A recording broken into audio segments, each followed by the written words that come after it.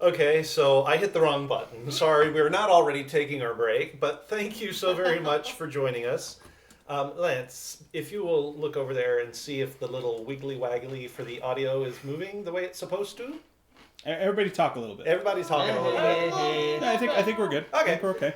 So we should have audio, so you should be able to hear me. Yay! Thank you so much for joining us. Those of you who are coming in and haven't sort of gotten caught up yet, Jaren is starting a new work schedule where he is not going to be available every other week. We have decided, rather than trying to press on with a fairly key member of the gang, the cast, whatever you want to call us, missing every other week, we've decided to take the opportunity to broaden our horizons a little bit and run some additional content. So this is now going to be an alternate campaign for you guys. Now, you will note I am not in my traditional DN seat. That is because I'm a player for this one. And at the head of the table, behind the screen, pulling the strings, is our very own Lance. And we will get to him in a moment to give us a rundown on what the game is going to be. Oh, right. What beginning ads. what house rules The beginning ads. we are going to be playing with. As my cohort here has so graciously reminded you all, we do have a few quick announcements before we get started. As always, all of our video content does wind up on YouTube, so be sure, if you're not watching us there, that you go and check us out. Hit like and subscribe, make sure you turn on the notifications, and you will always know when new content gets put up. We will be starting a whole new playlist for the Jasper campaign, so be watching for that. You're going to lose that finger. So be watching for that. Hit like and subscribe, turn on your notifications, and you'll always be up to date, which is sometimes more than I can say. We do also run our Discord server, and I do try to keep that up to date, but I realized again, as there's been a whole lot going on with this week, I forgot to mention that we were in fact playing, and that we were in fact playing something besides the regular. Well, no, you campaign. had said it. You had said at the end of last. I last did. game. I did not update the Discord with it though to let everybody know. Yeah, but So- we're busy people. We are busy people. We are busy people. We are just here to have fun, and we are glad to bring you guys along with us. So, Gatekeepers Guild. What? well, Gatekeepers Guild this time. Yeah, sorry. I mean, we are the Glassbreakers Guild. Glassbreakers poser, not gatekeepers. Although, I mean, there is some gatekeeping, I guess. What? Maybe not. We gatekeep the inside jokes. That's true. We have gatekeeped Yeah. the origin of the name. Yes, for sure. That being said, I think that's going to be all the shenanigans I'm going to try and keep up with here at the start. And we're going to turn it over to the illustrious DM for this series, Lance. Take it away. Hey guys. I am so happy to have everybody here. Of note, because it may come up, this is the third iteration of this game that I have run, and Braden has had the privilege, the honor, the curse of running in every single iteration. So, some house rules before we get started, so everybody's on the same page. You guys should have 2 sheets out there. Okay, critical hits. They do work the same as we've always run them, so you do maximum damage, and then you roll your damage a second time and add that to it. Ties will always go to the defender. So if you are trying to hit an opponent's AC, you need to get above their AC. If you are making a saving throw, they need to hit the saving throw DC. Questions? Nope, I think that's pretty clear. Was that for the ties? Yeah. Yeah, so just to clarify that, if your AC, for example, is a 16, and the opponent says that they hit 16, they have to be above your AC. So 16 is the button does not hit. Yeah. Yep. Got it. I don't think it's actually written in there, which I think is an oversight. So, critical successes. You roll a natural 20, you succeed no matter That's what. the third one on the list. Is it in the third? Yep. Critical success. Oh, no. But the other part of that I forgot to put Oh. in there, I do not have natural ones at my table. Even if you roll a 1, that is not an automatic failure. If your bonus is good enough, you can still succeed. Okay. That is true, Poser. The Gatekeepers Guild was in Delirium's domain. That's true. Anytime we refer to a major bonus or a minor bonus or penalty, that's either the major is a plus or a -3, the minor is a plus or a -2. Remind you as we come up, but that's a homebrew thing. Okay. The other rules that we'll go over right now that are important. Falling unconscious. Anytime you take damage... Oh, that's another typo on there. Anytime you take more damage than... Is it half? Let me read what I said. Half their current hit points or half of their hit think points? so. Yeah, no, that's why. Period. That's what's wrong. It is half your hit point total. Okay. So if you take a have- damage in one hit Oh, geez. that is more than half your hit point total, you have to make a Constitution saving throw. It's just a DC 10. So if you have 20 hit points, let's say, And and I you hit, take 10, you have to make the roll. save. Okay. If you fail it, you fall unconscious. You're not dying. You don't have to make saving throws, but you are unconscious. You took too much damage all at once. That is also true of enemies I throw at you. If you hit them with enough damage, you can just knock them out right off the bat.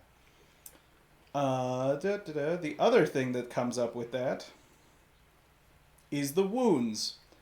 When you get hit with a critical hit, you make your first death saving throw, or you roll a 1 on a save. You receive 1 wound. Every open wound gives you a point of exhaustion, and you can't get rid of that exhaustion until you close the wound. To close a wound, you either have to use a bandage, or you have to make a DC 10 medicine check to close a wound. Once you have treated your wound, so it's no longer open, it's closed, the point of exhaustion it gives you goes away. But anytime you get another wound, you have to make a DC 10 saving throw for each other wound you have and see if it reopens. Does that make sense to everybody? Okay. On a long rest, you can make every long rest, if you have any wounds, you make a DC 15 Constitution saving throw. If you succeed on it, you heal one of your wounds.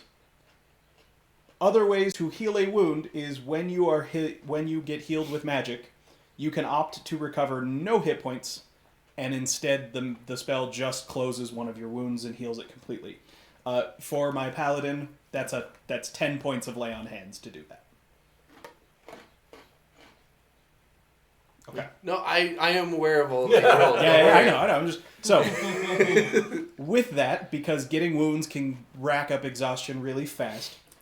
You can ignore the effects of exhaustion up to whatever your Constitution modifier is.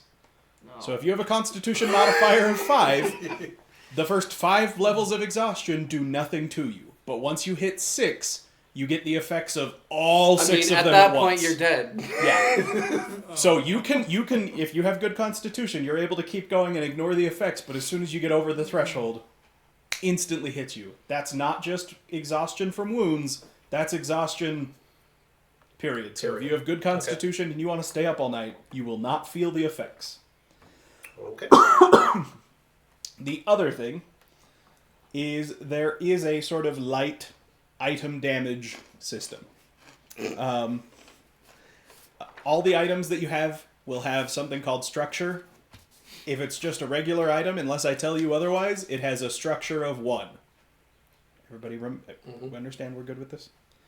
Okay. Depending on what the item is, so if it's a weapon, anytime you roll a 1 to hit, it takes a point of damage. If it is armor, anytime you get hit with a critical hit, it takes a point of damage. If it's any other type of item, like a tool or anything, anytime you're using the item and you roll a 1, it loses a point of structure. It takes damage. Okay. Once you get So the point of structure is like your one free thing that can happen to it and it still works fine. Everything past that starts to damage the item. For weapons, this lowers the damage die by 1. So if you have a greatsword, which is 2d6, the first point of damage makes it a d6 and a d4. And then that d4 gets reduced to 1. And then the other d6 starts going down. So it is each individual damage die. We'll cover that more if and when it comes up, but just know if you roll poorly, your weapons and stuff will start to lose. Armor just starts giving you -1s. It's just a negative. Same thing with tools. If you're using a tool or like an arcane focus or something, it's just a penalty for every point past that. Other items might get destroyed or other bad things can happen. Fixing an item requires that you either use a maintenance kit and you have to pass a DC 10 tool check and spend some money, or you can pay somebody in town to repair your items. Does anybody have mending? Well, I coulda. Okay, then we won't worry about it. Nobody has mending. It doesn't matter what mending I does. don't believe that is on the Not yet. On the druid list. list. Okay, if anybody gets mending at some point, you can use mending to repair an object, but all it does is takes it back to the point where it is 1 point of damage away from having penalties. It doesn't fully restore it. Mend again to. No, mending just gets it to the bare minimum, the 1 point away from giving you penalties for being broken. We'll cover that as we get to it. The last one to go over right now is called Reaching. I have yet to see anybody bother using this. I didn't even know that was a rule. Yeah, it's in there. Oh. If you want to use an ability, if that's a spell, if it's a class ability, whatever, and you don't have any more uses of it left, you can make a check to try and use it. It's a constitution check. When you succeed, you gain a level of exhaustion and you get to use the ability again. When you fail, you take a point of exhaustion and don't get to use the ability again. The important thing here is every time you try and use it past that point, it gets harder and harder and you take more and more exhaustion each time you try to use it. But you can push yourselves past the normal point if you're out of an ability and you want to use it anyway. Don't worry about the resting stuff. We will cover that when we get to it in the game. Mm-hmm. Questions? Comments, concerns. Alright, so. Oh, sorry, go ahead. Wrong one, thank you. Go ahead. So you said reaching is if you use up all your spell slots, you can reach to try to get one more. any ability that your character would have where it's you can only use this a certain number of times. If you're out of uses but you still want to use it, you can try to, but you have to make a check to see if you do, and you're guaranteed to get exhaustion even if you use it. And the more you try and push past that point, basically you can push your limits at a cost. So even if you're completely out of options, you can risk it. Okay. The only other thing I will mention for viewers at home, we are not using spell slots, we are using spell points. Yep. So. And we'll see how it goes. And we will see how it goes. So, yeah. Take it away. All right. DM. So, Braden, Mm-hmm. roll me a d6. 3. Okay. Nate, Yeah. we are starting with your character. Oh boy. Please introduce your character to the audience, since there's no other players around to introduce to it. Alrighty. So I am playing a shadow sorcerer half elf. My name is Oridhias. You can call me Orid. It's O-R-I-D. If anybody wants to take that down. No, I won't. I don't care. Actually, I will at least do that for the Do the character names, names. yep. So Okay. I have a rule that I go by when I play D&D, which is if I play a character that is not smart enough that they would take notes, I don't take notes. Sorry, will you say that one more time? O-R-I-D. Dice. Are we? Or what? Oridhias. O-R-I-D-T-H-I-A-S. Are we assuming that we'll have gotten to know each other's names, But I go by Orid. or just? Don't worry, we'll cover it. You'll see. It has to fit with my brain story. Just give us a sec. Don't worry, he'll take care of us. Alright, and like I said, I am a half elf. Nothing too fancy. I got, light brown hair, medium height, all that stuff. I got, cool little outfit. In fact, I'll show you Ooh. Very nice nice. little red outfit. Just,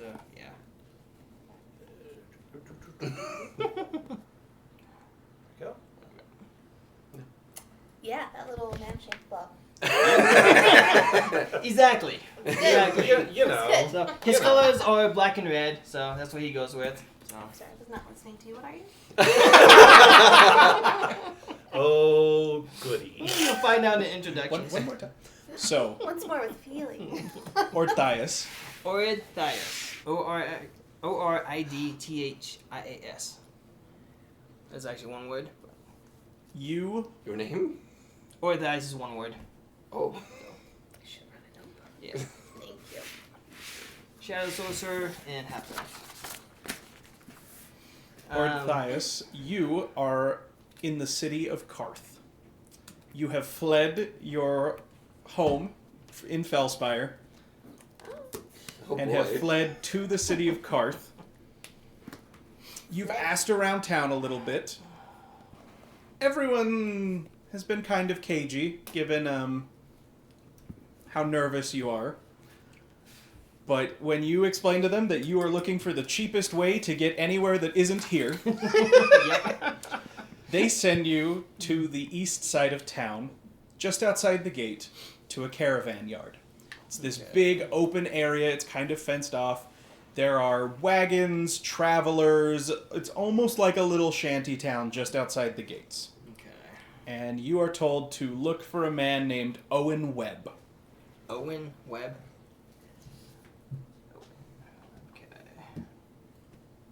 Okay. You get a description. He'll be there with his family. He's about 5'10", dark hair, a beard. It'll be easier to find him by looking for the caravan guards he'll have. He has a large dragonborn, a tiefling with a rapier,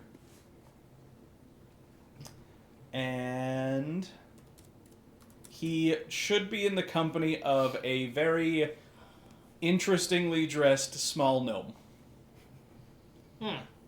Okay. The gnome paladin? Okay. Okay. So with that, I will. Got no money, so I can't buy anything. So I will go east and go look for the guy. Make me a perception or an investigation check. Yeah, both are the same. First roll of the game. First roll of the Oh. 15. Okay. No. Sure enough, looking for a human male with dark hair is not particularly helpful. But a dragonborn and a tiefling, that is pretty helpful. And you do find them after 5 or 10 minutes of wandering through the sort of shanty town. Owen has his family, it looks like, with him. There's a woman and 2 kids. They have 3 carts. One that looks almost like a Vardo, like they would live out of, and 2 that are loaded with goods and covered with tarps. Okay. I will walk up to Mr. Owen. Excuse me, sir. I understand everyone here is headed out here soon. Yeah, we are. How can I help you? I was hoping I could join on the way out. Do you know where we're going, son? No, I don't really care. Well, that's good. That's good. Sure. You can join with us. It's not an easy trip. What kind of services can you offer?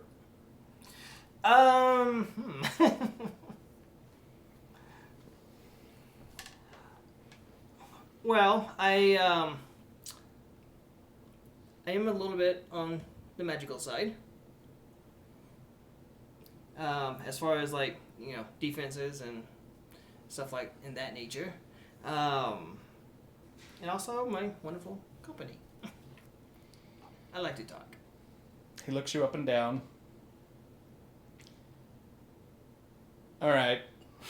Here's the deal. I'll feed you, and if you make it there alive, there's 5 gold in it for you. You're paying me to go? What's I'm catch? paying you to join me as one of my guards. Oh, okay. And, Okay. I think maybe you'll last. Yeah, it's probably worth 5 gold. Yeah, deal. The promise of 5 gold. You have a deal. All right. My name is Orid. Nice to meet you. I'm Owen. This is my wife Candace. These are our Ma'am. kids. That over there points out an old man with graying hair. That's Havel. He drives one of our wagons. And that young man, he points out to a half-elf who looks like he's maybe 16. That is our new boy, Aegon. He'll be learning how to drive a wagon and the other things you have to know on the road. Oh, nice. And he introduces you. This is Chanar, the Dragonborn, and Hanzig, the Tiefling. These are our other 2 experienced caravan guards. Okay. He's got a nice little group going then. And Yeah, and there's one. He's around here somewhere. Anybody know where Mervale went? No? Well, that's not good. Okay. First job, new guy. yes. I need you to go find out where the last member of our caravan is. He is very distinctive. He's a hobgoblin, and he'll have 3 small goblins with him. He wears very colorful clothing, and you'll probably hear him before you see him. 3 goblins with them. What color is the Dragonborn? Ooh, the Dragonborn is mostly gold with flecks of black. Okay. Chandler? Chanar. And what's the hobgoblin's name? His name is Mervale. Mervale. Okay. Mervale. Okay, yeah. If I was a hobgoblin, where would I go? Did I put you in the chat on OBS? Like, can I see the chat? Yeah. Oh, yes, I can see the chat. Sorry, I Okay, just no wasn't worries. paying. Yes, be sure. I apologize to anybody in the chat. I may not notice. That's okay. That's why I'm here. Among other things. Alrighty. How soon are you trying to leave out? Before the day's over, probably. Okay, I'll get a move on and try to find them. Good. Earn that 5 gold. And I will go to the town center. So this is a city. It's a Oh, the big city. First available tavern to see if people Great, talk. there's a tavern right in the door. Go ahead and roll me a d6. Oh boy. That's a 4.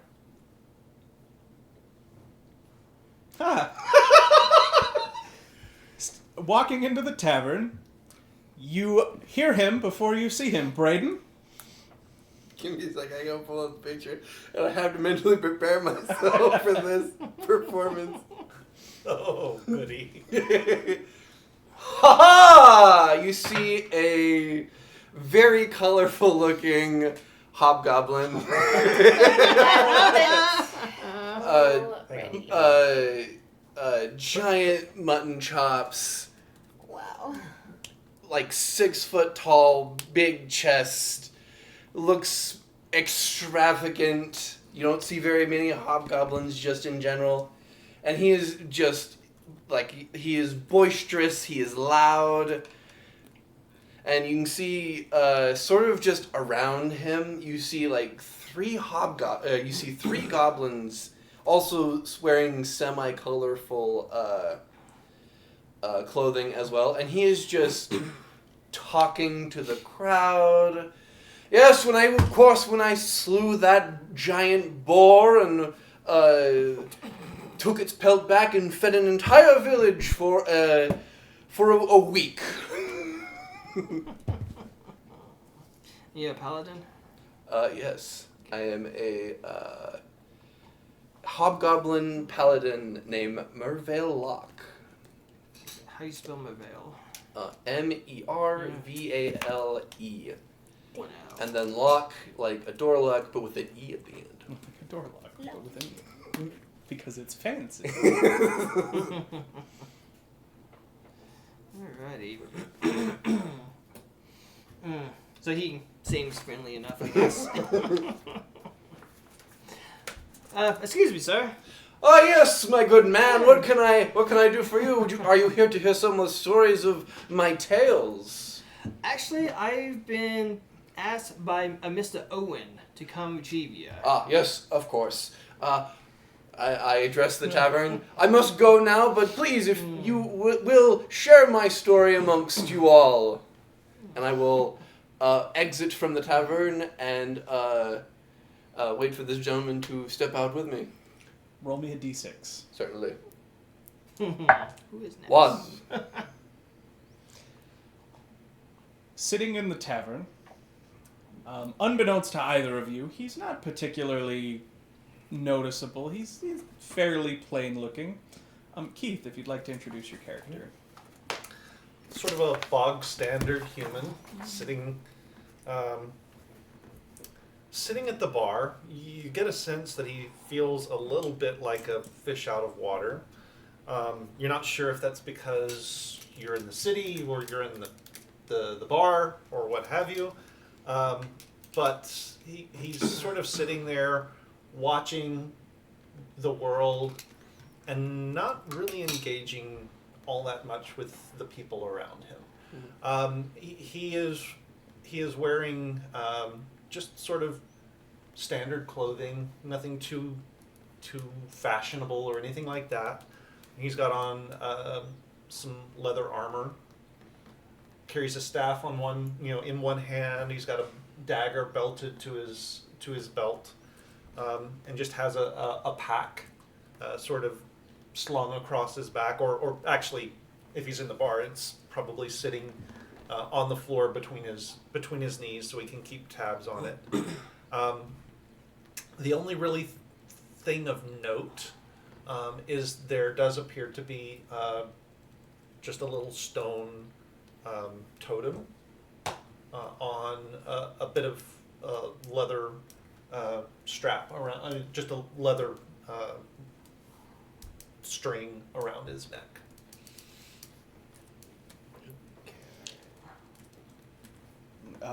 As you have been asking around, Mm-hmm. you know that you need to go east.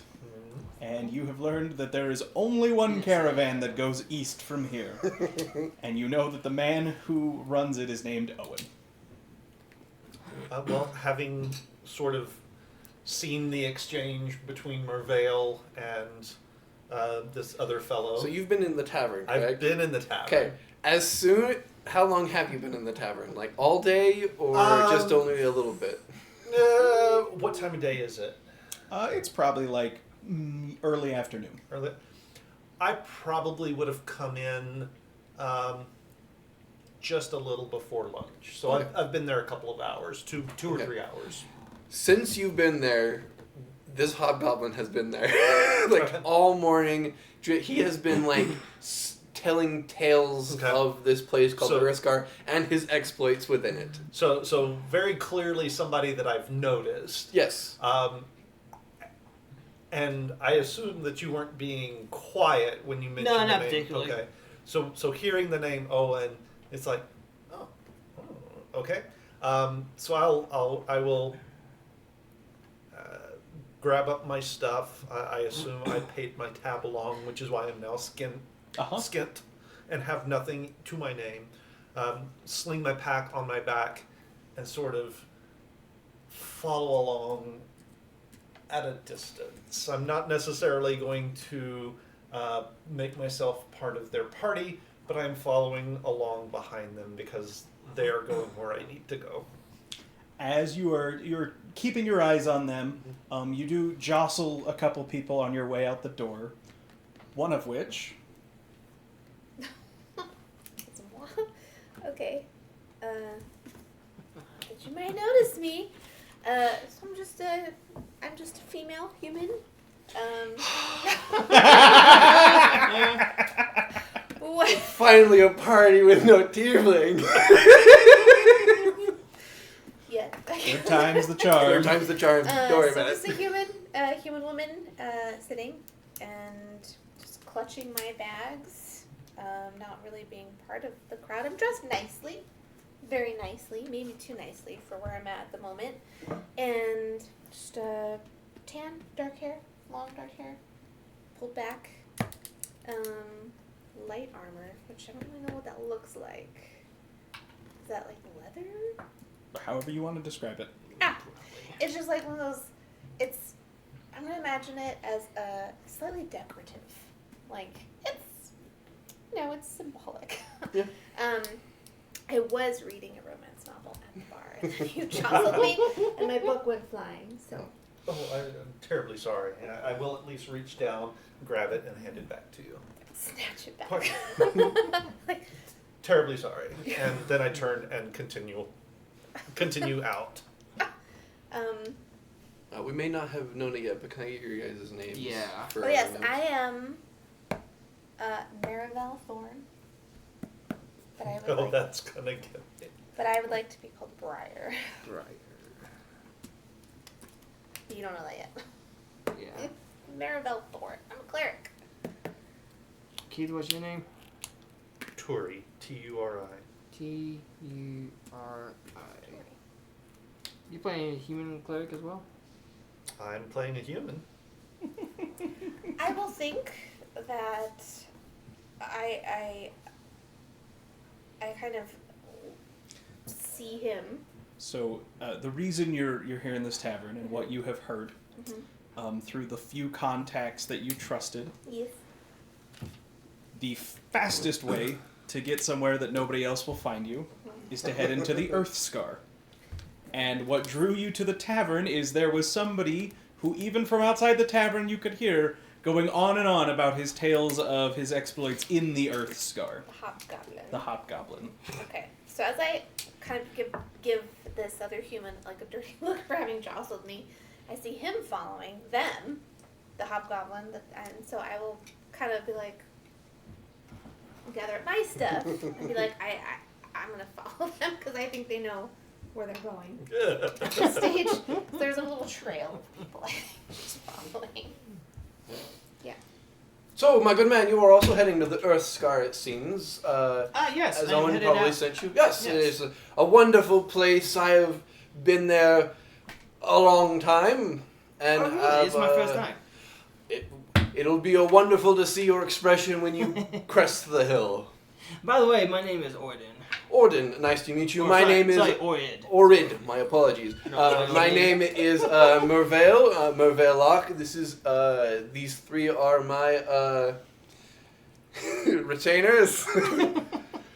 This is Hemingway, Dorian, and Zippy. Each one of them runs up and grabs your hand and goes, "It's a pleasure to meet you! Oh, we're so happy! We love meeting new people with Mervale!" Yeah. Goblins. Yes, we are, I suppose domesticated is a good word to explain it. Do they have anything to stand out from other goblins? They're cleaner. They're cleaner, they're wearing nicer clothes, they're not grimy, they're like... A little bit more upscale. Yeah, they're very Oh, upscale. Okay. Okay. As long as we can differentiate. So we Oh don't yes, kill of your course. friends. They're wearing colorful outfits. Okay, so- Make sure you don't kill the clean goblins. Yeah. You won't have to worry too much about that. There's not any, if very small amounts of goblins in the Earth Scar, so if we do run into any, you'll be easily able to tell the difference. Oh, very good, very good. Yes. Very nice. How long have you been in this town? Oh, we've been in here for a few days gathering supplies to send back to the Earth Scar, and then I'm helping them take it all back. Okay, nice. Mhm. So, yeah, it's my first time out, so I'm kind of interested to see what's out there. Oh, yes, of course, of course. Expand my knowledge on what's going on with the world. And Have I got the package? Oh yeah, you have Oh, the yeah. package. Yeah. Yeah, You've had the package. package since Glass Spear. Oh, jeez, okay. Okay. It's a very pleasure to meet you. Of course. Over here. Owen! Oh, good, you found him. It wasn't Yes, go. hard. I was just regaling my tales in the local tavern. Of course, you'll understand. My apologies if I was overstepping time. No, it's all right. This is our newest member of our caravan. Yes, we were talking on the way over. Yes. Yeah, I'm sure he'll be useful. Good job finding him. Oh, it was nothing. My pleasure. Heck. I'm gonna scoot up faster now that I know this is the correct. Oh, jeez. And it, Oh, hello there. You're not familiar. No, I'm new in town.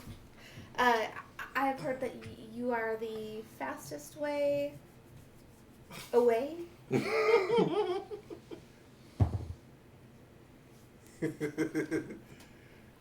We can be. What stops you from being? Well, the weather, sometimes the environment, other things like that. Just normal traveling things. Sometimes it depends what we're trying to be faster than. The weather. Aha. Unfortunately, as hard as we've tried in the past, you can't outrun the weather. That is very true. Stephanie's trying to remember a weather pun and cannot. But still, I've heard that you are the one to speak to gain passage. Sure. Do you know where you're going? I think I would.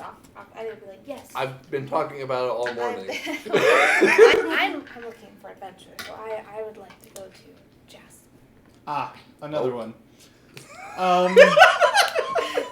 He's gonna look you up and down. I don't know her. All right, here's the deal. We'll make sure you're fed. If you survive the trip, you get 5 gold out of it. Why would you pay me to live? Oh no, I'm hiring you to be a guard. I asked the same thing. You want adventure, and this is the way you're gonna get it. I'm very flattered that I would be considered to be a guard, so I accept this. This seems Great. like Glad to have you along. Your name was? a Briar. Briar. Great. Well, if that's everybody, I think we're almost ready to go. All right. Briars tends not to blossom in gardens all that often. Jeez! Goodness! They are, however, quite hardy in the wilderness, I've heard. Indeed, this does not look like a garden to me. I'm just going to nod at you again. And you are, sir? I'm going to turn my attention to Owen. Good sir, I have need to be east, and I've heard you're going that direction. I don't think I have ever seen this many people trying to get into that place all at once. What's so bad about it?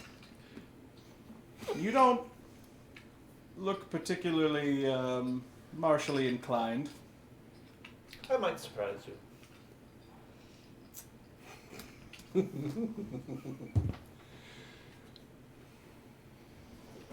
Okay, same deal, but it's 3 gold.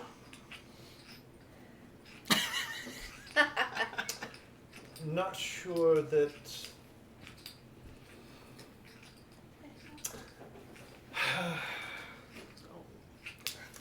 I'm not sure that follows quite with the spirit of generosity, but if 3 gold is what you're offering, perhaps I could talk you up to 4. make me a persuasion check. For an extra gold. He's gonna need it. Mm. He has none. Can I insight check this guy? Yeah. Owen or him? This quote unquote human. Quote unquote. Alright, strange. Okay, dice. so I Let's rolled be a friends. 16 with my -2 on charisma. That is a 14. Well, First roll of the game. Bad. you're bad. Mine was good. Alright. 4.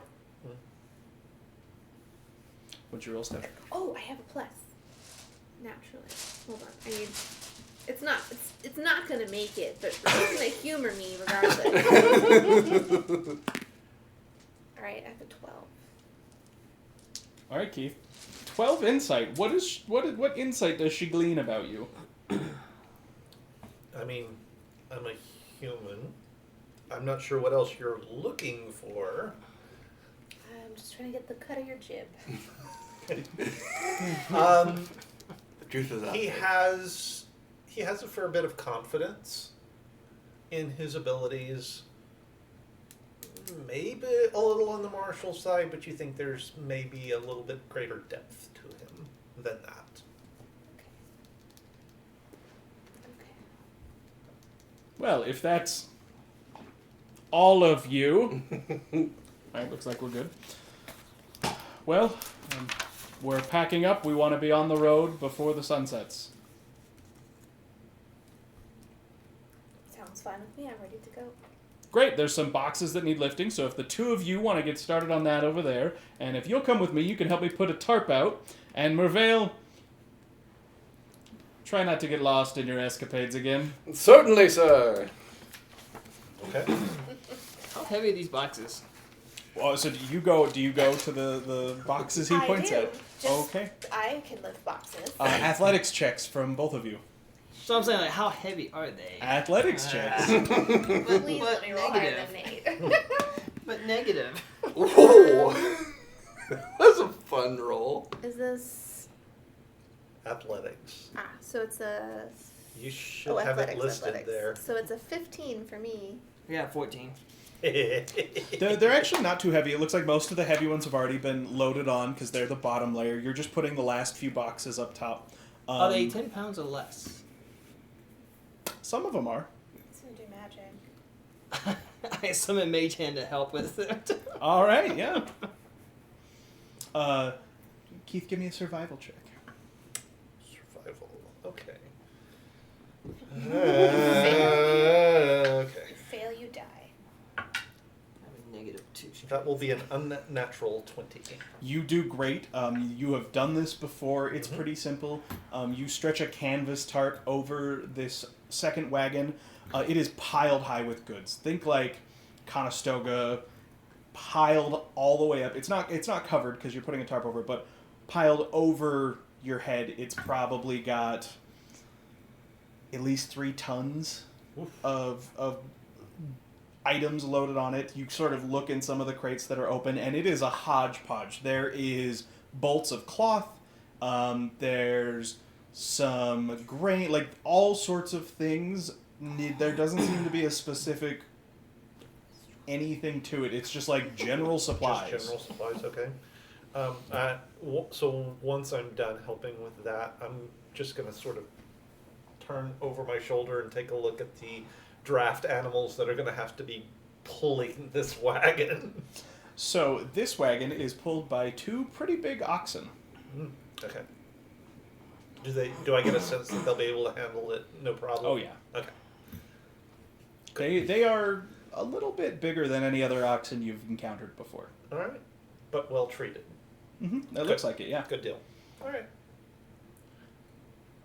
So they get everything loaded up. Owen heads over and gets up into the driver's seat of this Vardo, and Eoghan, the little half-elf child, almost, gets onto the older man Havel onto one, and a dwarf comes up. None of you had even noticed him, and he gets up onto the third wagon, and they're all hitched up, and you head out. Chanar and Hanzig are walking alongside, and it seems like the expectation is that you'll just walk along with them. No, I was gonna look for extra room. And I just start heading out. Onward! What time of year is this? And like, what's the temperature? It is like midsummer. Okay, is this pretty toasty? Yeah, like about as hot as it is here. Okay. One strange thing to note for the three of you. Mervale is just walking. There are two of the goblins, however, sort of have a chest between the two of them, and they've roped two sticks and are sort of carrying it between them, sort of like Ark of the Covenant style, and then the last goblin sort of at the back strumming on a lute. I'm a long ways curious, to but it's walk none with of my business. with the trunk. Well, yes, of course, but it helps them with their exercises. Yeah. Yeah, as long as they And it's don't mind. not that heavy as well, so. Oh, very well. I'm going to kind of go like, and I'm going to pull out my book and just do a thing where you can like use your peripherals as I walk. So as you guys set off, Karth sits in the middle of a pretty broad plain, and you guys head east. For probably an hour, you are on the trail. Like, it is a well-worn road. There are other caravans and other travelers that you pass. But after about an hour or an hour and a half, you turn off of that road onto a tiny little trail. Think like an ATV trail. You turn off onto that. It's a little overgrown. It definitely is not well kept. It doesn't look like it was intentional. It looks like it only exists because enough people have gone over it enough times that it wore it down. And you peel off and start heading off in the distance, way over on the horizon. You can see what you would know to be the Earthspire Mountains. They are these massive mountains that just rise straight up. They are taller than any other mountains any of you have seen.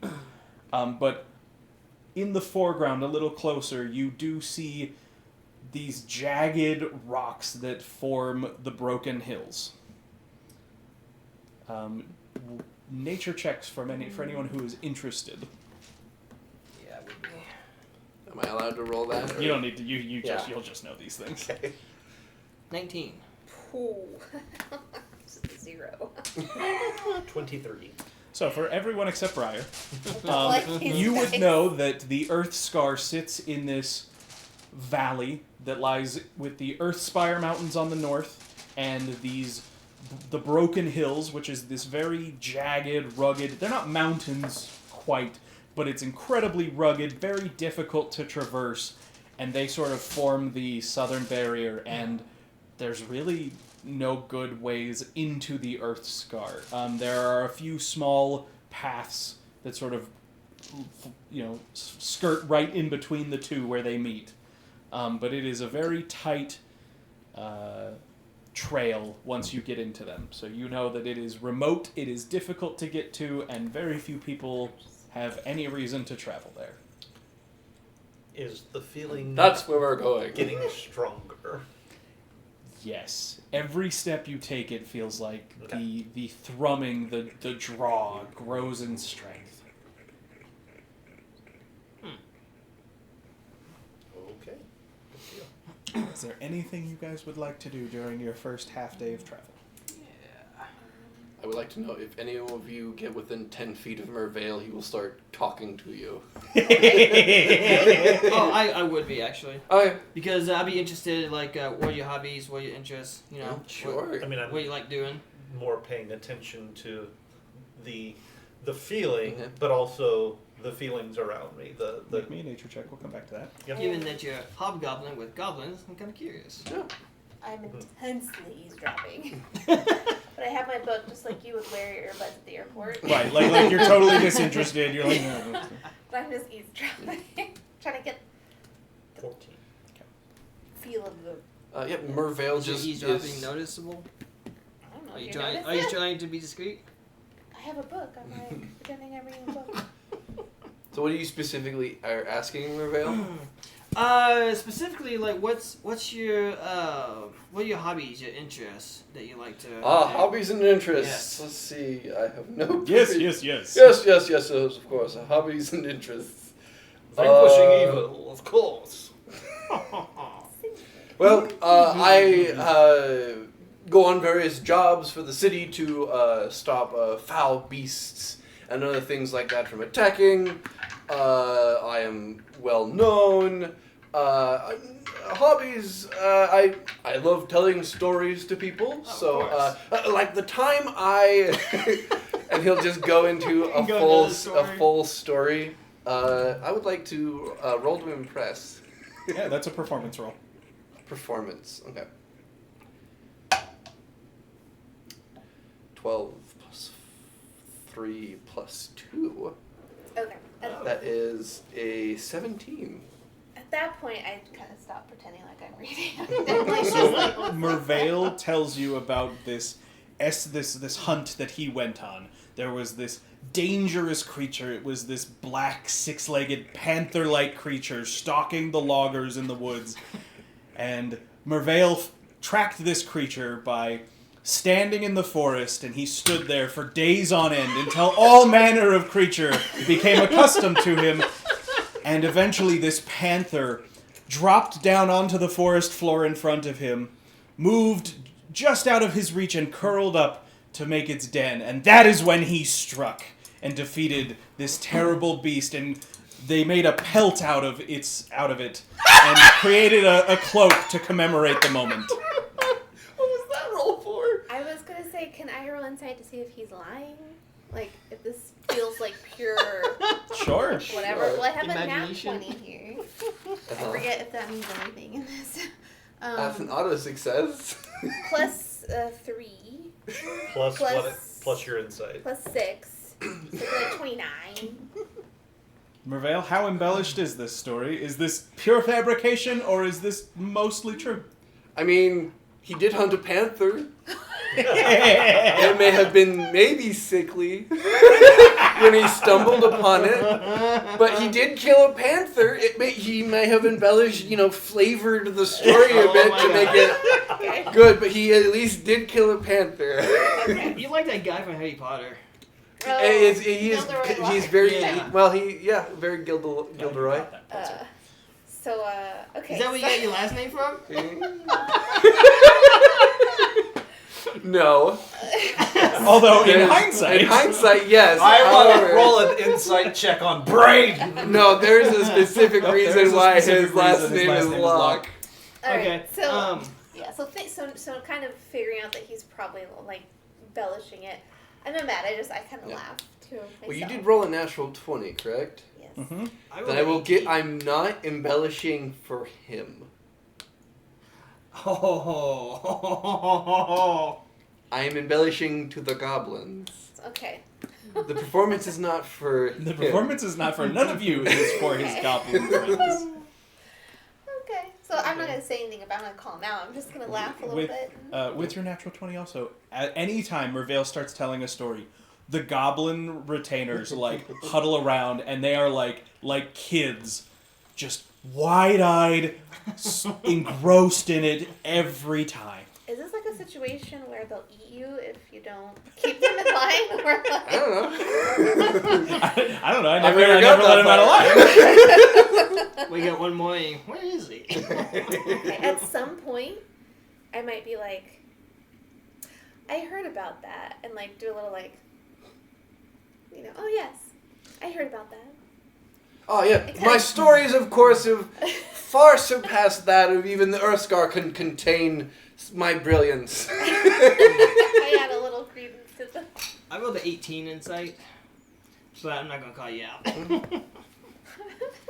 But, oh, that's Armless. so fascinating. I would love to go on a hunt with you sometime. Yes, of course. Keith, on the other side of the caravan from all of this, Right. with every step, it's faint at first, but each step grows stronger. You feel a maelstrom of different things all coalescing. Every kind of influence imaginable, every spirit that you have ever felt, and some you haven't. And it's distant, but it is like this vortex, this confluence of all of them in one place. I just kind of get goosebumps, and I pull out a notebook and start jotting down my impressions. A quick question. For my... Uh-huh. How I do my haha and the storytelling, is that more performance or persuasion? Ooh. In your opinion? Because that will... I have to change If you are skills. trying to impress a group of people, that would be performance. If you are trying to impress a singular specific person in a specific instance, it would be persuasion. Yeah. It's going to go... I'm changing to performance. No, that's totally fine. Because I prefer talking in a group and not two solos. Great on stage, not so good in one-on-one. Oh, no. Got it. As you travel towards the Earth Scar, gradually the landscape begins to change. It goes from a very flat, very dry plain. You start getting into some more rolling hills. You start to see the occasional tree. It becomes a little more rugged. The trail begins to gain in elevation, and you can... Not enough that you notice, right? It's not like up a mountain, but you can... It's that kind you can feel as you go, that each step is getting a little more heavier and a little more weighty. Everyone else in the caravan, the Webb family, the two caravan guards, they seem very familiar with this trail. They know where they're going. Is there anything else you're doing on the road? Can I get your autograph? Certainly! With what implement you give me, I will sign whatever you give me. And I will just pull out a little journal, the Okay. thing. Can you please address it to Ord? We haven't come up with this. Does he know how to spell? That is up to you. Performance roll. Please make it out to Ord. Okay, yeah. I have a flourishing autograph that I will sign to you. This is your autograph, the only thing you know? Yes. Probably. I mean, I might have tried to kind of, in between stories, ask what you're doing in this caravan. Well, I am, I've been stuck in the city for quite a while, and so now I'm just venturing out, see what else is in the world, and never been this part, so I was like, hey, why not? Where are you from? What's the name of it? Felspire. Felspire. I'm like, and I kind of. A good place to get away from. It's a little rough, yes, but, I distance myself from it just a little bit. Well, you couldn't have picked a better spot to start anew. apparently, no better people either. Oh.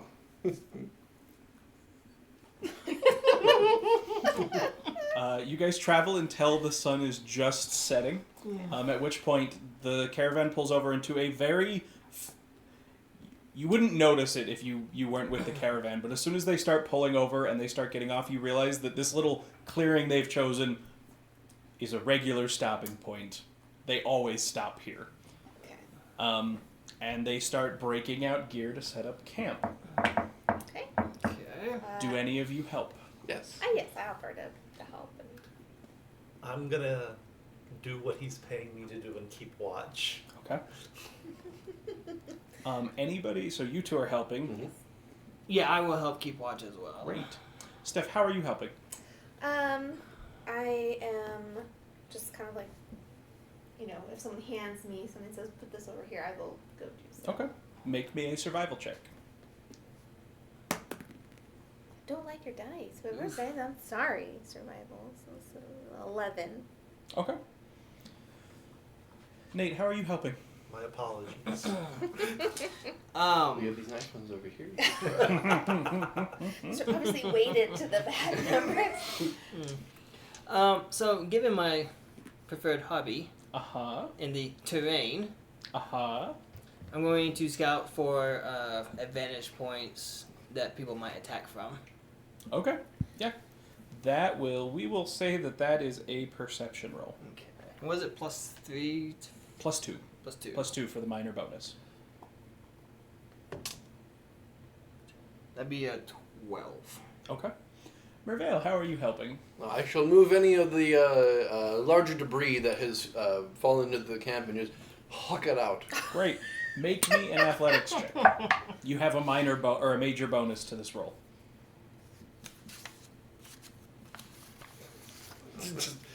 Math, just 15. Okay. A couple rolls here. So they set up a really nice camp, actually. They break out some cloth and sort of set up little like windbreaks between a couple of the trees that make the camp more sheltered and provide some privacy from anybody else passing on the road. Candace, his wife, breaks out she breaks out essentially a camp stove. So they start preparing food. It's very familiar to them. It's surprisingly comfortable. None of you have ever stayed in a campsite that was quite as comfortable to stay in as this. Never been in a campsite. As they do that, give me a sec. I gotta load my list here.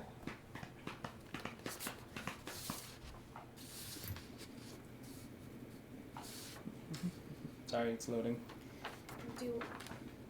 Is everyone sleeping out like on the ground?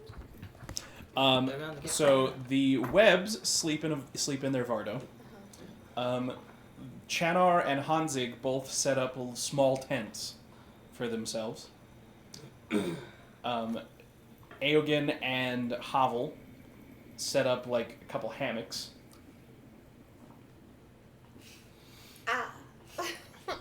Is the sky clear? It is. Okay, now I'll put my bedroll out next to the fire and camp outside. I've got my bedroll setting maybe a little bit farther out. Not far enough that the fire won't keep me warm overnight, but far enough out that my night vision doesn't suffer for it. That's fair. I guess I will. I'll put my bedroll down by the fire as well. So, the Webb family prepares food, and after a short while, they call everybody over and start dishing you up food. Mealtime. Oh, Splendid. you're so generous. It is a pretty simple stew, nothing fancy. I will have. But it's like classic home-cooked beef stew. I assume everybody partakes. Yes. Great. Anybody who does, you get 1 hit die worth of temporary hit points. Do you eat the beef stew? Yes. So, whatever your hit die is, so D8, 6. D6, have that, and that will be temporary hit points until you rest Plus again. Just That's kidding. it. That's a D20. Ooh, Plus your constitution Plus your modifier. con modifier. Yep. That's 4 for me. And Yeah, you have that many 4. temporary hit points. They will go away until you take damage or the next long rest. Okay. I rolled max, so I've got a grand total of 10 temporary hit points. That doubles my hit point pool. Wow.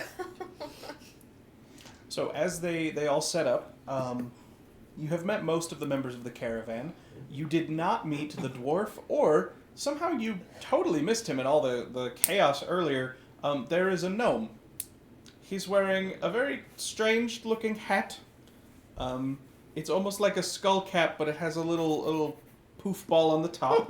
Very colorful clothing, sort of a gray-white beard.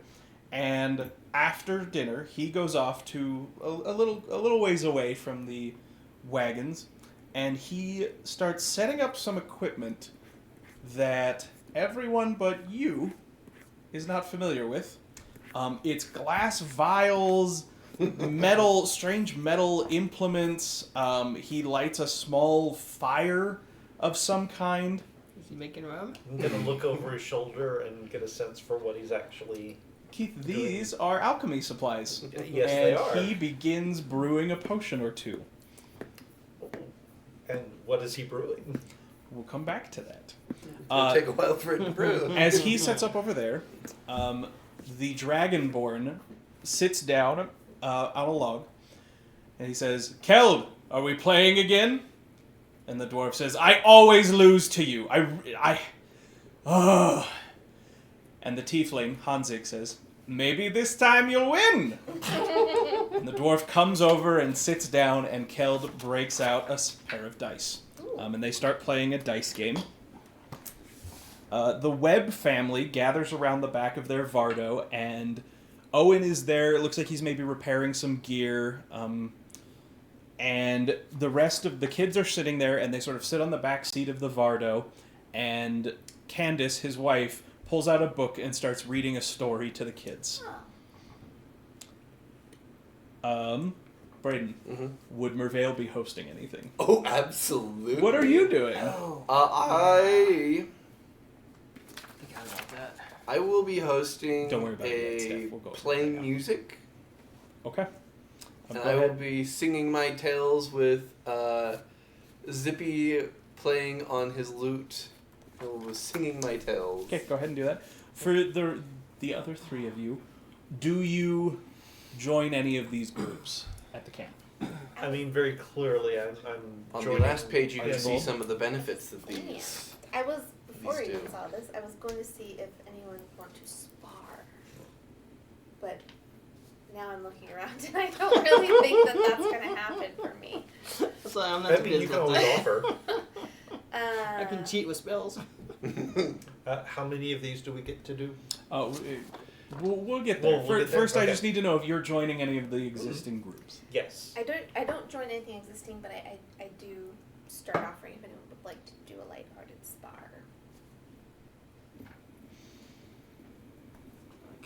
I'm going to watch the game.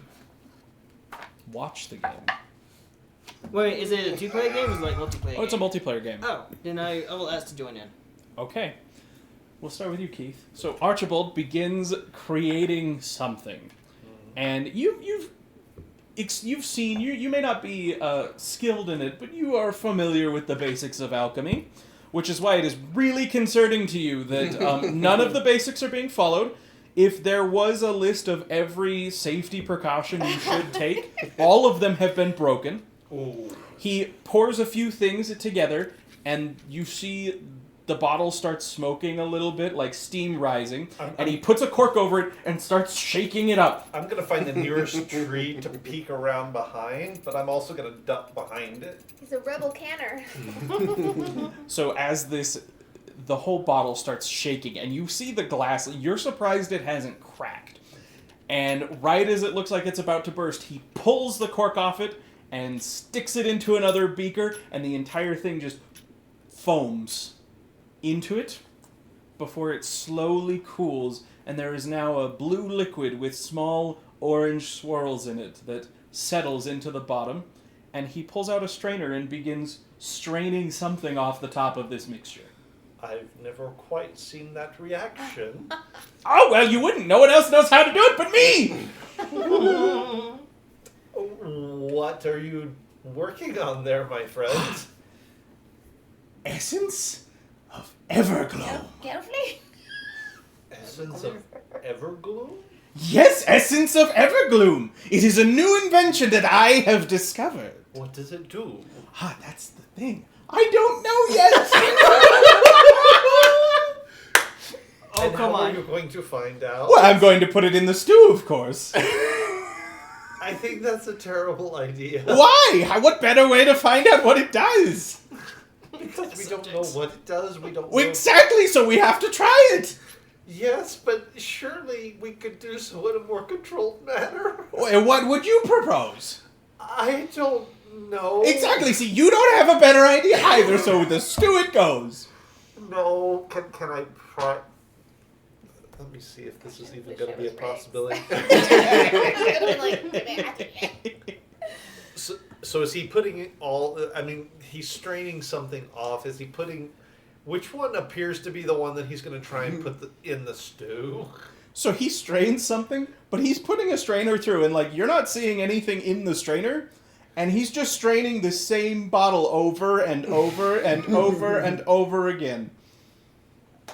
I tell you what, let's maybe try it on someone who's not our friend first. Oh, do you know someone who's not a friend that we could try it on?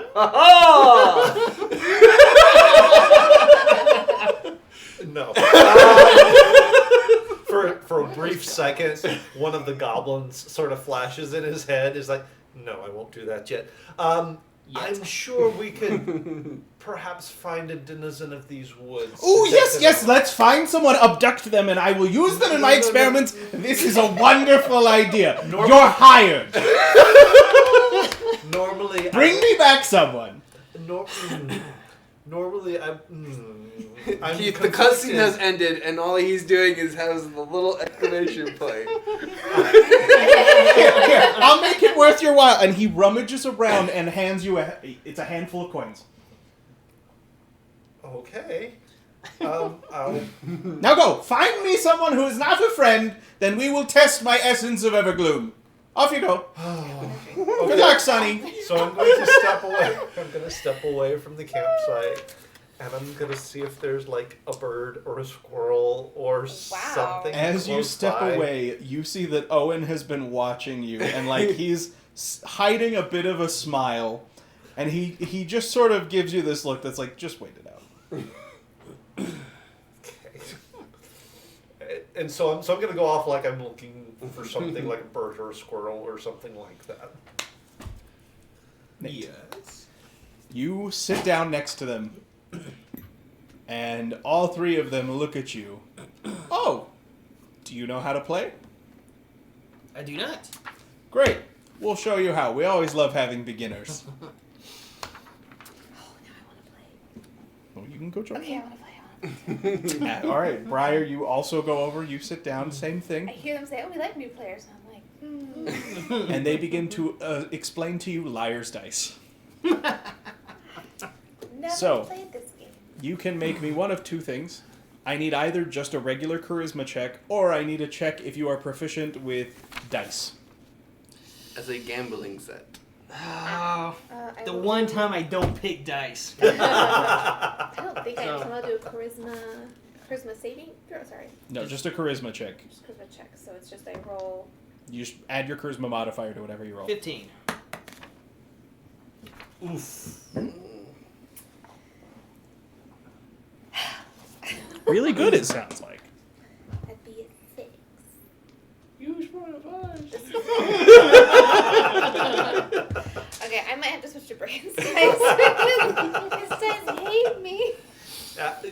It's fine. They hate me too. You have to do a practice roll to see which one you like. So beautiful. I'm not picky. These are gorgeous. Can't get them out though. You just be firm but gentle. Be firm and gentle. Don't know. It's been a while. I'm gonna keep my comments to myself. In the meantime, Braden, what did you get on your play music? Oh. That would probably be a 7. Oof. Ah, lucky for you, that is enough. Yes, it is. The camp DC is a 5.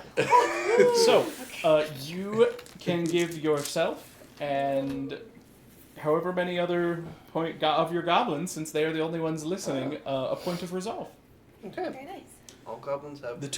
As the two of you sit down to play, it becomes apparent that even though they're not taking advantage of you much, they do explain the rules, and they try to they give you a couple times no, you don't want to do this, but it is still apparent that you are very outmatched, and that's okay because everyone loses to Hanzig. He wins the game easily, hardly any effort on his part. So Is he the one hosting? no. No, that would be Chanar. It doesn't matter because none of you won, but if you had, you would have gotten a point of resolve for each other person playing the game, which is a great time to explain resolve. Yeah. Resolve is like inspiration, except that you can have as much of it as you earn. You earn it through camp activities. You can spend it like inspiration to re-roll a roll. Although, if you use Resolve, you don't get to take the highest result of all your rolls. You just take whatever the most recent re-roll was.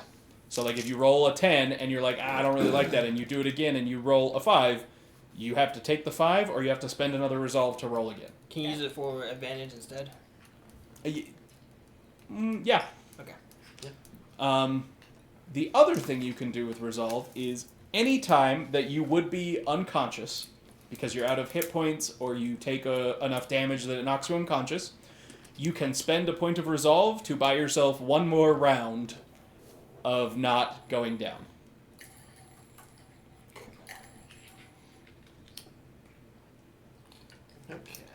Keith, while you are off on your own, experiencing the wilds, pretending to look for something that is not a friend, will you make me an insight roll? Sure. 13. Okay. That's enough. The camp DC is 5 tonight. Okay. While you are off on your own, you sort of reflect and enjoy being in nature again and relaxing a little bit in the solitude, so you get a point of resolve. And with that, that is how you spend your evening. After a while, the fire begins to die down. Everyone packs up and heads to bed. Is there anything any of you want to do before retiring for the night? Snuggle into my bedroll on the bare ground, and Next time I play, I'm gonna use sleight of hand.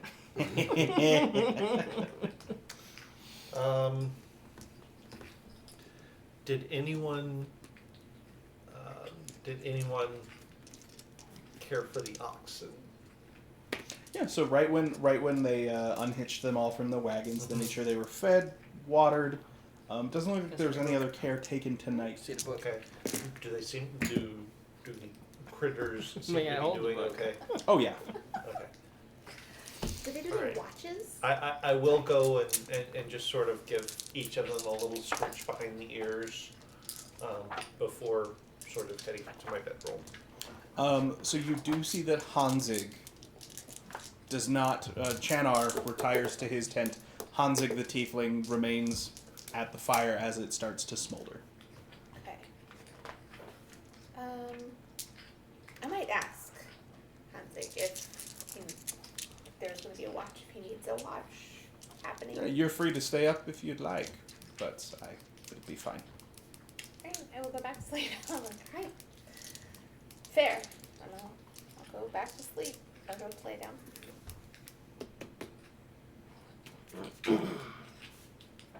Before I settle in, I will sort of look around and then just take a real quick glance at the coins that he handed me. So 2 of those are definitely buttons. Of course they are. The rest of them are of a denomination you have never seen before. Interesting. Okay. And then I'll settle in for the night. Okay. No, it's fine. I thought, don't worry about it. I was like, are we missing 2 people? 2 Dragonborn? You are, technically. We'll get there. Okay. Don't worry, we'll get there. Okay. So, Do we need to take watches? Nope. only if you would like to. Got no reason to, then I'm going to bed. You all wake up in the morning. A little sore, a little stiff. No matter how nice the campsite is, it doesn't change the fact that you're sleeping on the ground. Yeah.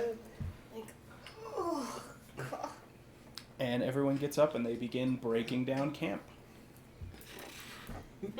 Roll up my bedroll. I'm good. I will help break camp since I did not help set camp. Good call. There's no roll for it. It's the Yeah. easy part. I will be stretching and looking around because I helped put it together. They break camp pretty easily. They cook a quick porridge. So anybody who wants a hot something before they get on the road is free to have some. Yum. And then it's on the road again. Okay. This time I tried to chat you up and see what your story is. I was like, so, why are you headed this direction? Something's calling me. Like a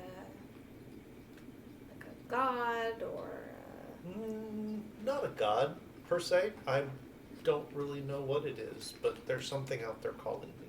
okay. I'll know it when I find it. Fair. You hear voices. Fair enough. Sometimes we do. I mean, you know, just because you hear them doesn't mean they're all in your head. Or maybe it does. I don't know. Not always. You Not could always. be called for a higher purpose. Indeed. I am called to a higher purpose. Oh, really? What is that? So Oh, please. You're a godly Looking through person, the then. notes, please.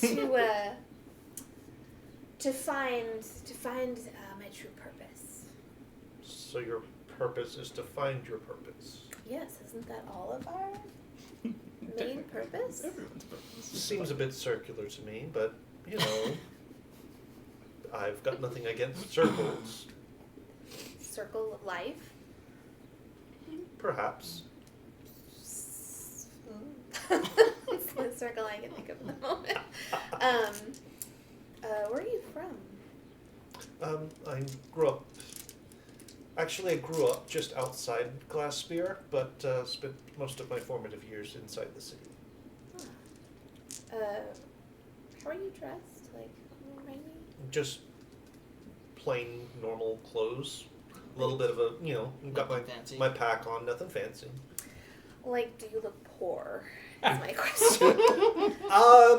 The man has 2 buttons. Your inner belt's coming out. I would By a large denomination of Jasper, you're doing pretty well for yourself if you've got 2 buttons you were given.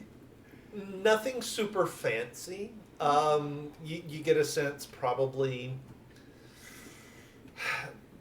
times were tough, but not to the point of breaking him or his family. Forgive my impertinence, but you seem quite educated.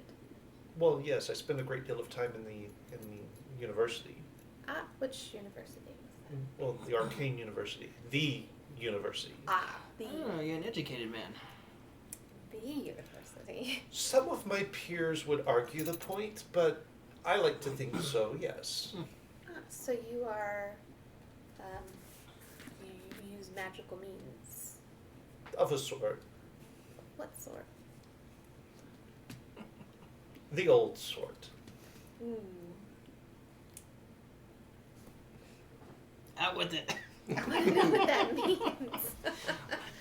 Why are you You so could make a cryptic? history check. I will make a history check. I'll make a history check. I should have invested more in intelligence. There is I not should an have intelligent person among us. That would be 16. You are the most intelligent person The within this group. only however. time you have ever heard of anyone refer to the old ways, they were talking about the wild elf ways. Those are the elves who have clung to their traditional nomadic lifestyle in spite of sort of civilization. Okay. Is there any, like, I don't know the right word to put this, like, not racism, but with religions, like, are there any, like, factions of religions? Not between your religion and that religion. That religion is an old. Only the wild elf nomads and sort of hermits would hold to those ways. It's from a simpler and a more primitive time. Uncivilized. Okay. You're human, right? Mm-hmm. What flavor does this take? Do you raise the dead? Do you Oh no, of course speak not. to the birds? What is the flavor? Mirvale just has a Vietnam flashback.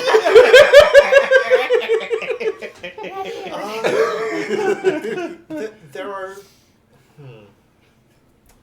How can I put this? Everything around us, including us, has a certain spirit to it. You're an And- animist, okay. And I commune with those spirits to accomplish certain things. I see. Very interesting. I just remember what you were. I'm like, Nate was there when he made the Right. character. Yep, I just remembered. My character don't know. Nope. So, the communing can take many forms. Some of it is mutually beneficial. Some of it is more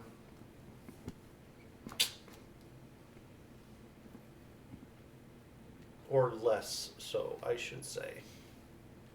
Some spirits I have to practically arm wrestle into doing what I want to do. Fascinating. So you're more in tune with the earthly spirits. Whatever spirit. Are you part of this conversation? Have you come up alongside? I'm just kind of eavesdropping in the back. I was gonna say, you Everything has its eavesdrop, own he spirit. eavesdrops. You have your own spirit. I have mine. True. She has hers. The trees have theirs. The rocks. The air around us has its own spirit. That is true. Our friend in the trench coat has his. French coat. That's quite a spirit, I should say. Quite the outspoken spirit, yes. Very much so. I'm a little surprised that we would be discussing and you would not be like coming in to regale. Tell a more story. stories. Well, you have your two beliefs in this Forsaken land. As as you head down this trail today, the landscape changes even more. It becomes rougher. The trail is steeper. Those jagged hills that were off in the distance are now closer and closer. You can see why they call it the Broken Hills. It does look like there was something that just came through and broke the hills into pieces. So there are these jagged, difficult to maneuver pieces jutting out everywhere. What were sort of what were sort of deciduous trees have started to turn into pine trees.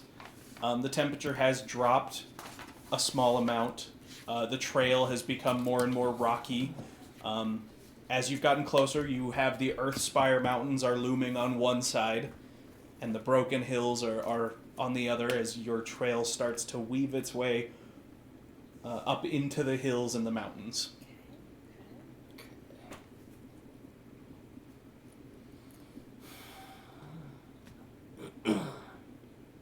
Mr. Owen, how long is the journey?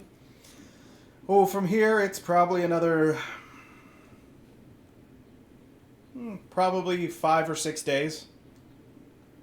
That's a good amount. Okay, just curious. You travel back and forth often, though? Regularly, yeah. Just taking about people out, or every 3 months we make the route all the way around. just escorting people to and from, I guess? Bringing supplies to the city. Oh, There's supplies. lots of things that are difficult to get in the Earth Scar, and so if we can't make it ourselves, we have to send someone out to bring it back in. I bet that's a pretty good business deal on your end. Yeah, we make enough. It's expensive. We spend a lot of time, traveling. You got to pay for repairs, lodging, guards, Yeah. hanger-ons, the usual. Okay. I'm less talkative now because I'm like, this trail's getting a little bit rougher for me. I'm not like completely out of shape, but I'm not like in shape either for this kind of travel. Okay. As the evening arrives, this time earlier than before, they pull off into another little clearing that you get the sense they probably use pretty regularly when they pass through. And they start setting up camp. Now is a great time for us to... Now you got a little taste. We'll take a look at the rules for a long rest. So, when you make a long rest, when you are setting up camp, you can pick any skill you're proficient in and justify to me how you're using it to help set up camp. How difficult it is to set up camp depends on how good of a campsite you find. So there at the top where it says camp camp location. So everyone's going to roll a skill. And since I imagine this is just a safe place, right? Yep. So the DC would be 10. So you would choose one of your skills and you will roll. And if it's above 10, you succeed. And then with the graph below, for every failure that happens, the camp DC for activities that we do, the DC increases. Okay. So let's say everyone except me succeeded. That's one failure, which means the camp DC would go to 10. And by some unfathomable reason, all of us fail. The camp DC would be 15. So Okay. that the camp DC will come up in a minute. But so, Okay. what are each of you doing? So it has to be skills. It has to be a skill, and you have to be proficient in it. I will use my animal handling to tend to the oxen. All right. I So you have. can roll that now.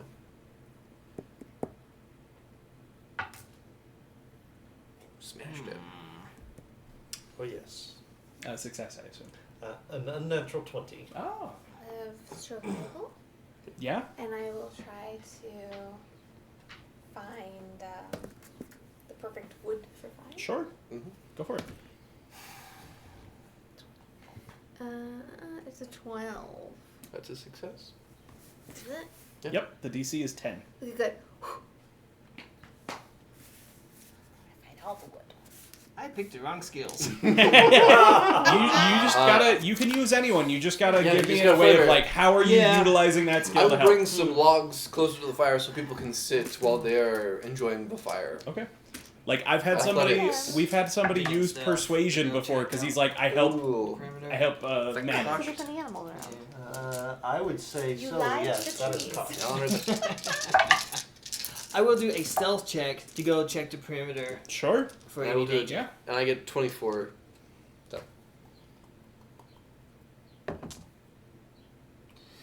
16. All right. Yeah. So you all succeed. So, So the camp DC is is 5. So camp activities. Each time you guys have camp during a long rest, you can participate in one activity, and you can either participate in a second activity or host an activity. So hosting an activity, you pick one of the activities, and that's what you're doing.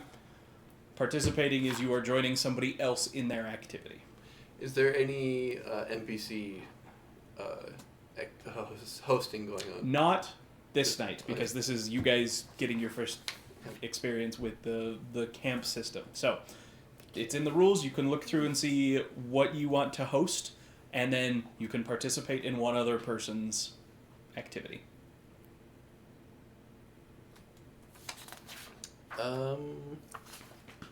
I will host telling a story. All right. Is that this one? So I am hosting telling a story. If any of you, Also create uh, food. if any of you join me, we all, and if I succeed, we all will get a resolve. So if you would like to use our participation to I do will that. join you. Okay. I will. That is my participation. I want to do something else, so I will not. Well, you get one that you host and one that you participate in. I will listen to your story. Yes. Okay. Yeah. Now that I know they're slightly decorated. Nate, are you opting to participate and tell a story? Because you can also host. Are they playing the game again? We're not going to worry about what the NPCs are doing this time. Damn. You can start the. Yeah, you can start a you game. can start a game. Okay. And Sure, we all- I'll participate in the story. All right. Make your roll, Braden. Oh yeah, smashed it out of the park. Let's see.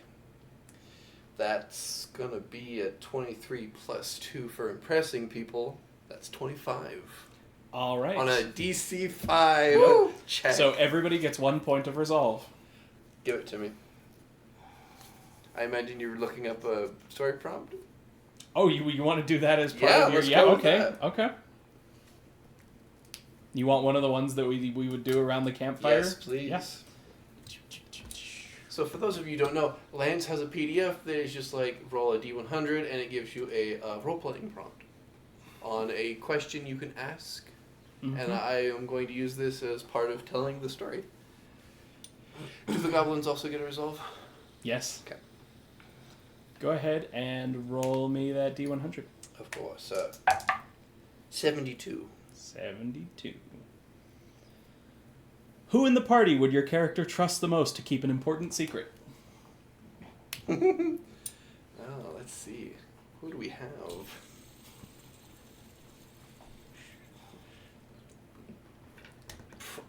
Well, he hasn't done anything untoward and has been friendly, so probably Orid. Okay. So, The conversation as he's telling the story turns to who would you trust to keep a secret?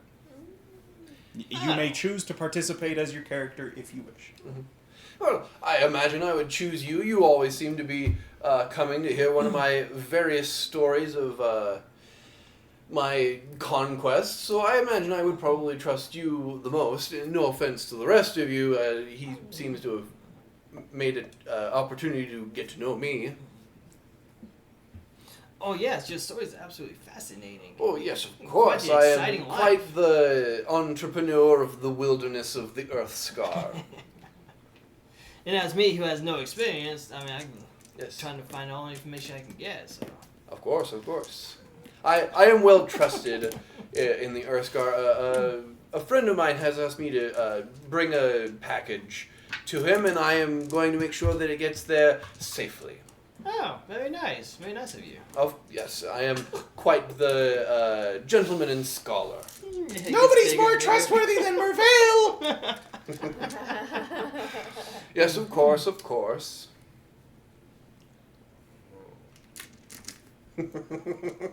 Something on your mind?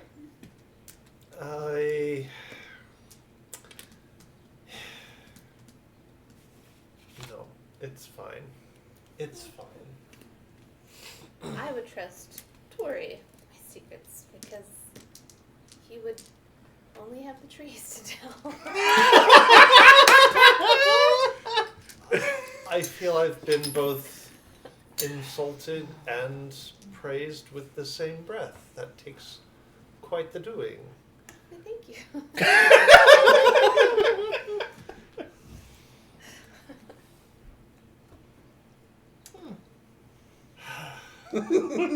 I, for the moment,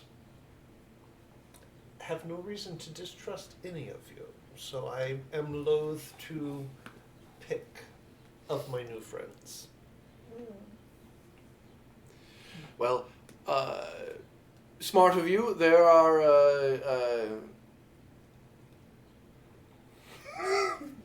Never mind. Waiting with bated breath. Wait a Well, there are fewer people that I would not. Hold on. How do I? That I would not. Hold on. That I would try.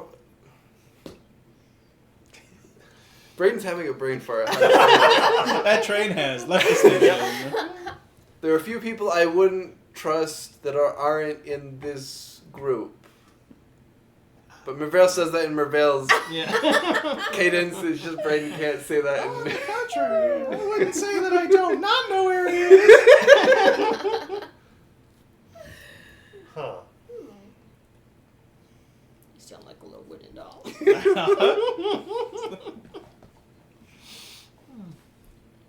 It's, well, in the same line of telling a story, could I instead maybe do riddles? Sure. Yeah. Be like, I have riddle. I will tell riddles as entertainment around the. So you're gonna host telling riddles? Yeah. Okay. Yeah. Oh, we're not smart. I think at this point I will excuse myself So to go. you will bed. not use your second participation. I'm going to, yes. Are you using yours to participate in riddles? Sure. Well, now you got me curious. Dice will have to wait. What will go up a chimney down, but won't go down a chimney up?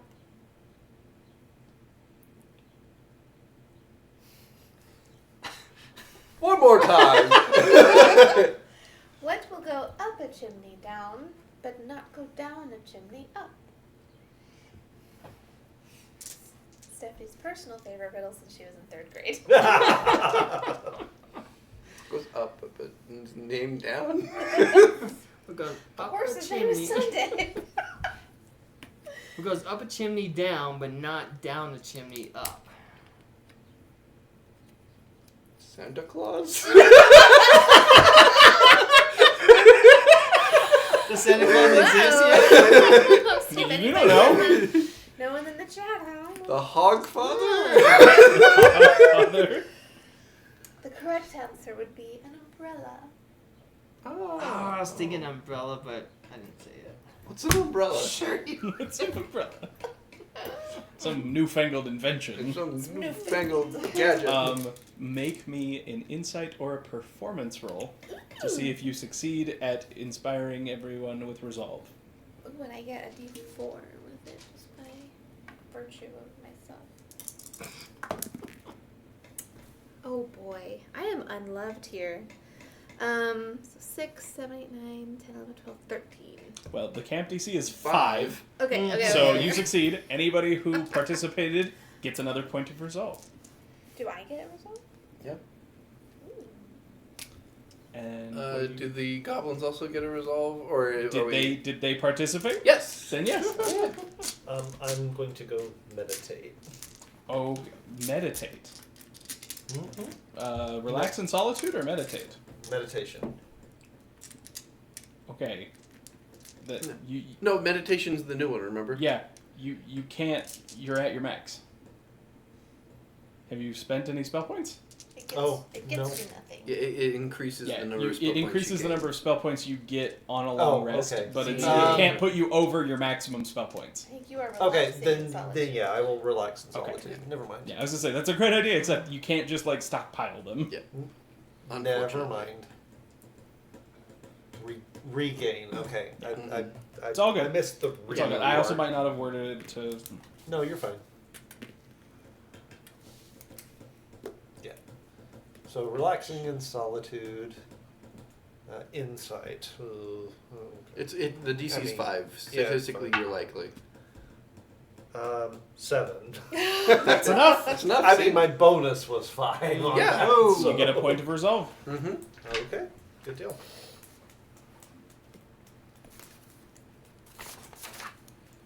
All right, and I believe that's everybody's camp activities. Yeah. So you all retire for the evening. It's definitely colder tonight than it was last night. As soon as that sun went down, there was a chill that just spread right through camp. Okay. I put my hood up. I will, I think, spend at least part of the night assisting with the watch and taking note of the stars. Tonight, Chanar is keeping watch. Okay. Cheater. I will be by the fire right now. Do I want a bedroll? Yep, bedroll by the fire. As you groan, as you stretch it out, Chanar sort of chuckles and says, I would tell you that it gets better, but it doesn't. Given where we are in my advanced knowledge, can I find like softer spot to sleep on? Make me an investigation roll. Okay.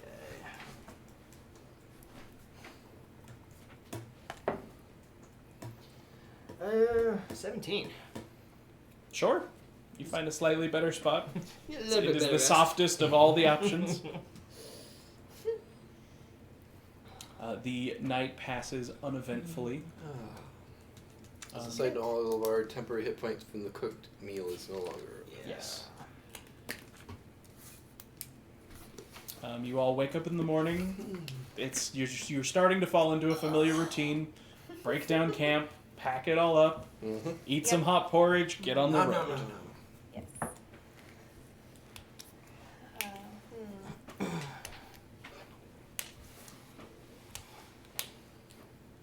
to think of what I would do. I was walking more. I'm studying the landscape, seeing how it's different from what I'm used to. Well. It's roll me an investigation check or an Arcana check. Okay.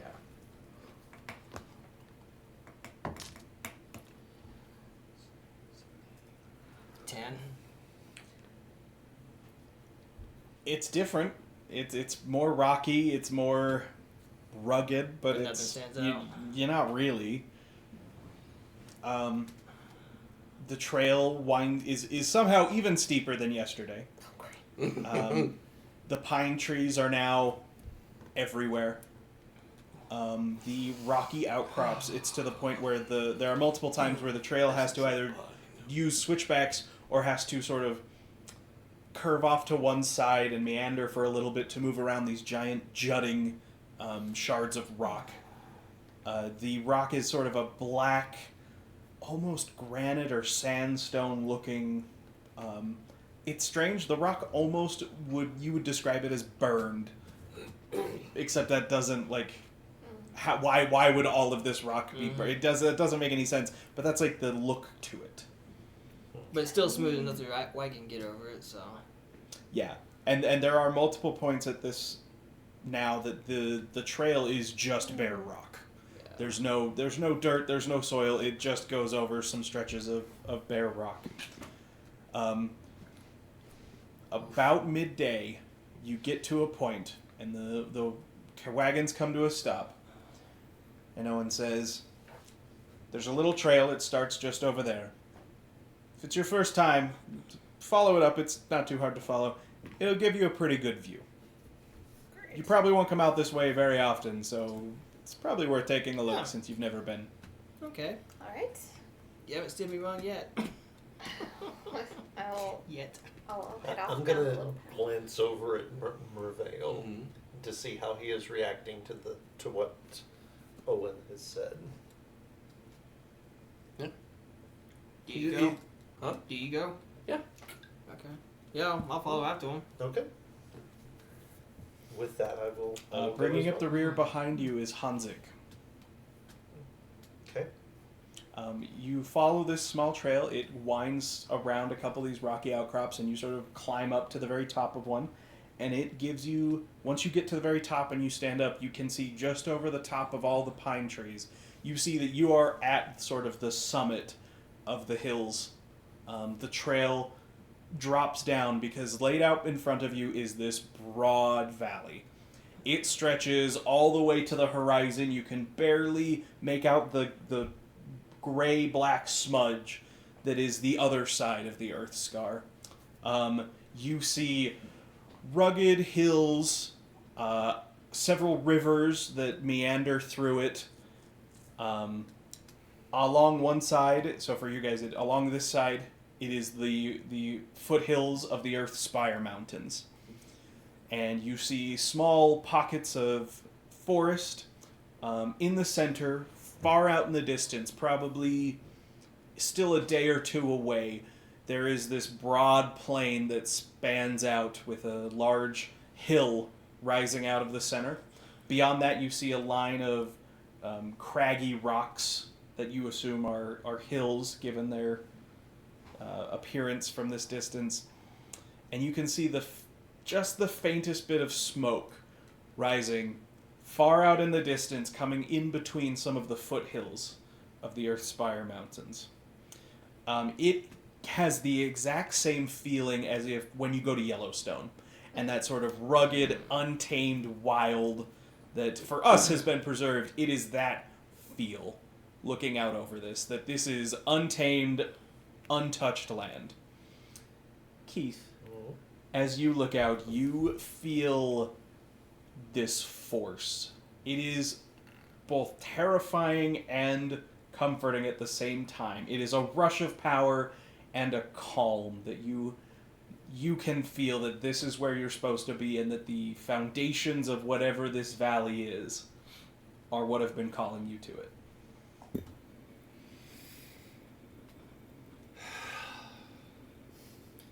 You said there's smoke? The faintest wisps, way out in the distance, days away by travel still. Does it look like it's coming from a fire or a volcano, or you can't really tell? You can't tell at this distance. It has to be enough smoke that you can notice it at this distance, because it is probably still days of travel away. Okay.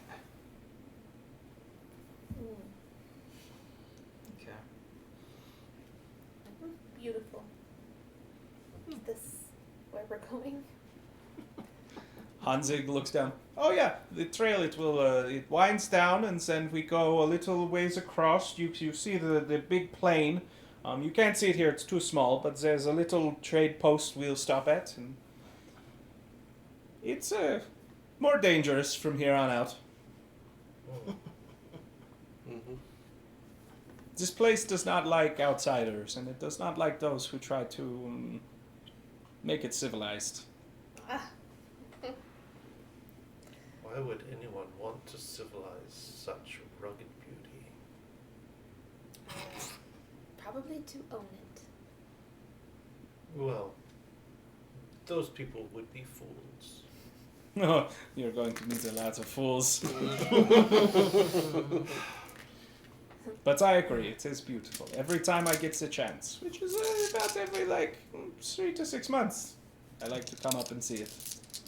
So, given the harshness of the environment, you're not worried about bandits and. Oh, no, we are always worried about them. That's why they pay me and Chanar to keep them safe. And us. Yeah, sure. You don't sound convinced. You've never been here before. We'll see if you make it long enough to make it to the city. Fair enough. Fair enough. I mean, we'll do our best, but you would not be the first people we've lost on the trip. Yeah. Well, I'm intrigued. as is life, there is no guarantee of living. It is good to have this attitude here. Well, there is no guarantee. There is an end date for all of us. That's what I said. I mean, Well, we better get back. As much as Owen likes having the new people around to bring new blood, he'll want to get on the road. yes. Of course. Awkward silence. I will going be back. sort of the last one down, and I will take one last sort of glance over it. And then I'll turn and follow everyone back down the trail.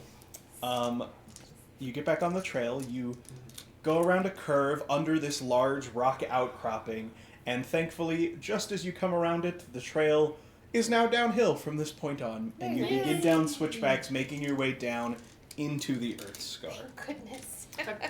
It is still pine trees all around, it is still rocky and rugged, but over time you start to see it lose a lot of that. It starts to level out a bit more, the trees start to thin, and just as you come out of the tree line, where you can see that sort of expanse, not as great as before because you're much lower now, but it sort of opens up, you see just a little ways down the trail, there is a wagon turned over on its side on the edge of the road.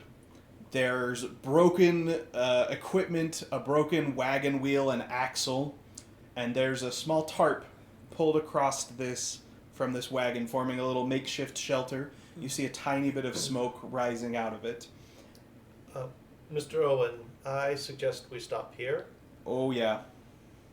This smells of a trap. Owen pulls the wagons to a stop, hands the reins to his wife, pulls out a spear that he keeps under the seat, and jumps down. Chanar and Hanzig both draw their weapons. I shall ready my great sword. Yeah, I kind of The equivalent staff of comes out. flipping the little thing off your gun. Hey, Jarmer. Owen looks at you all. All right. Let the three of us take the lead. We don't know what it is. We don't know what's going on. Don't make the first move. Of course. Mm-hmm. You want us to stay with the wagons?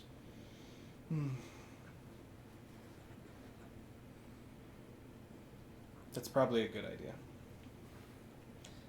The three of us will go down and see what it is.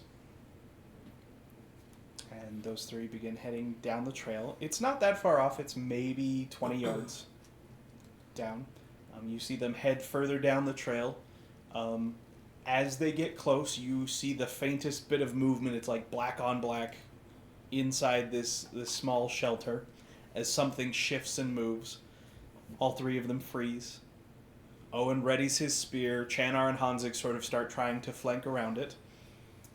And a dragonborn steps out of the shelter.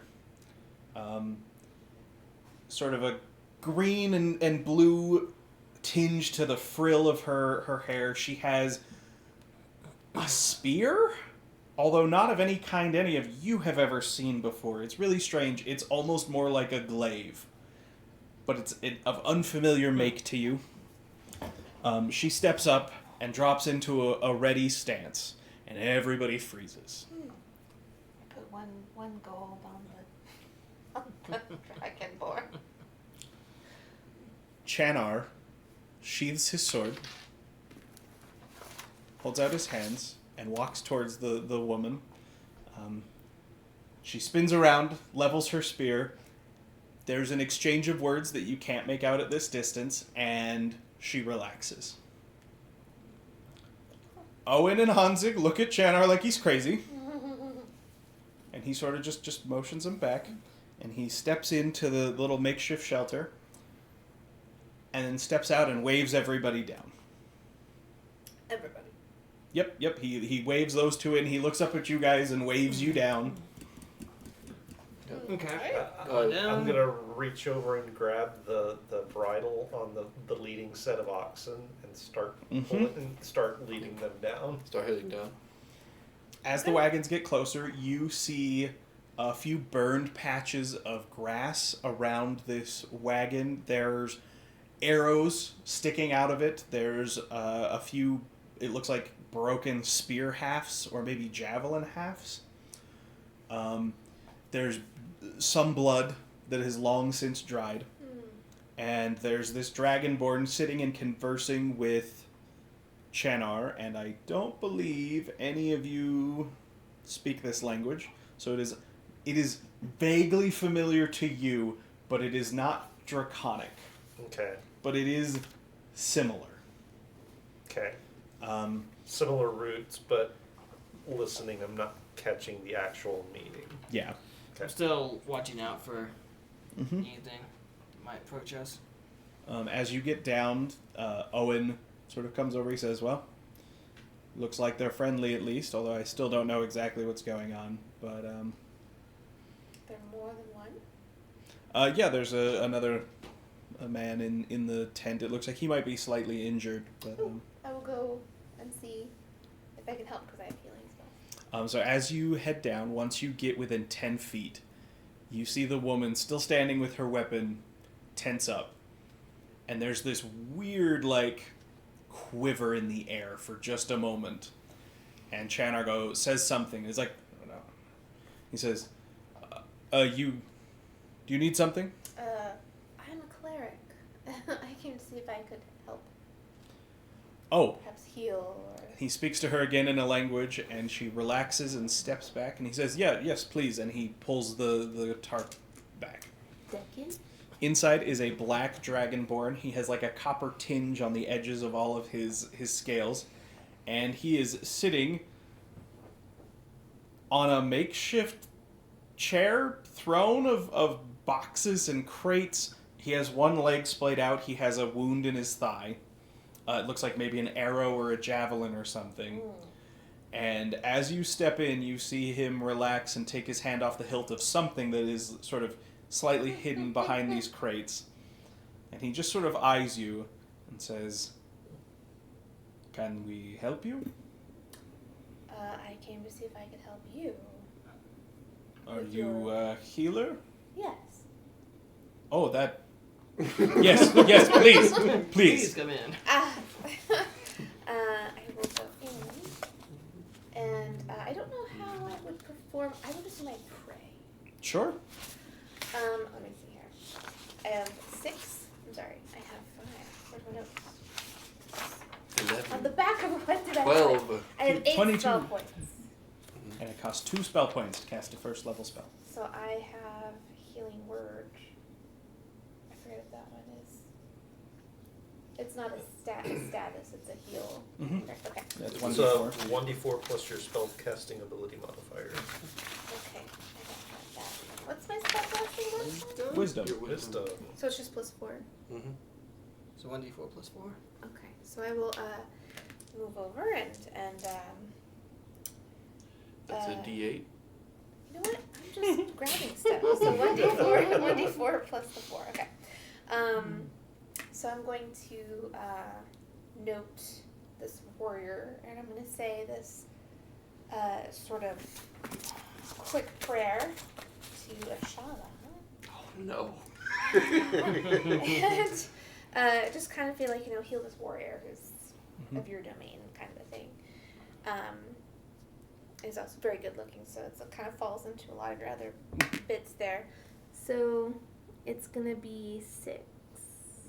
So as you say this prayer, you feel the divine power course through you, and you direct it to his leg, where there's a brief flash of light, and the wound appears to be healed.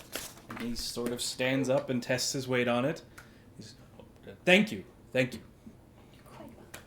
And he reaches behind him and pulls out some sort of weapon you're unfamiliar with, because it is wrapped in this weird hide leather, and he puts it in a bag and hefts this big tool bag up, slings it over his shoulder, and starts to move out of the tarp, Oh my! or out of the tent.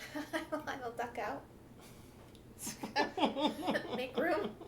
As you come out, this woman who's standing there looks at the other Dragonborn and looks at you and gives you a deep bow. And Chanar gives you a bow as well.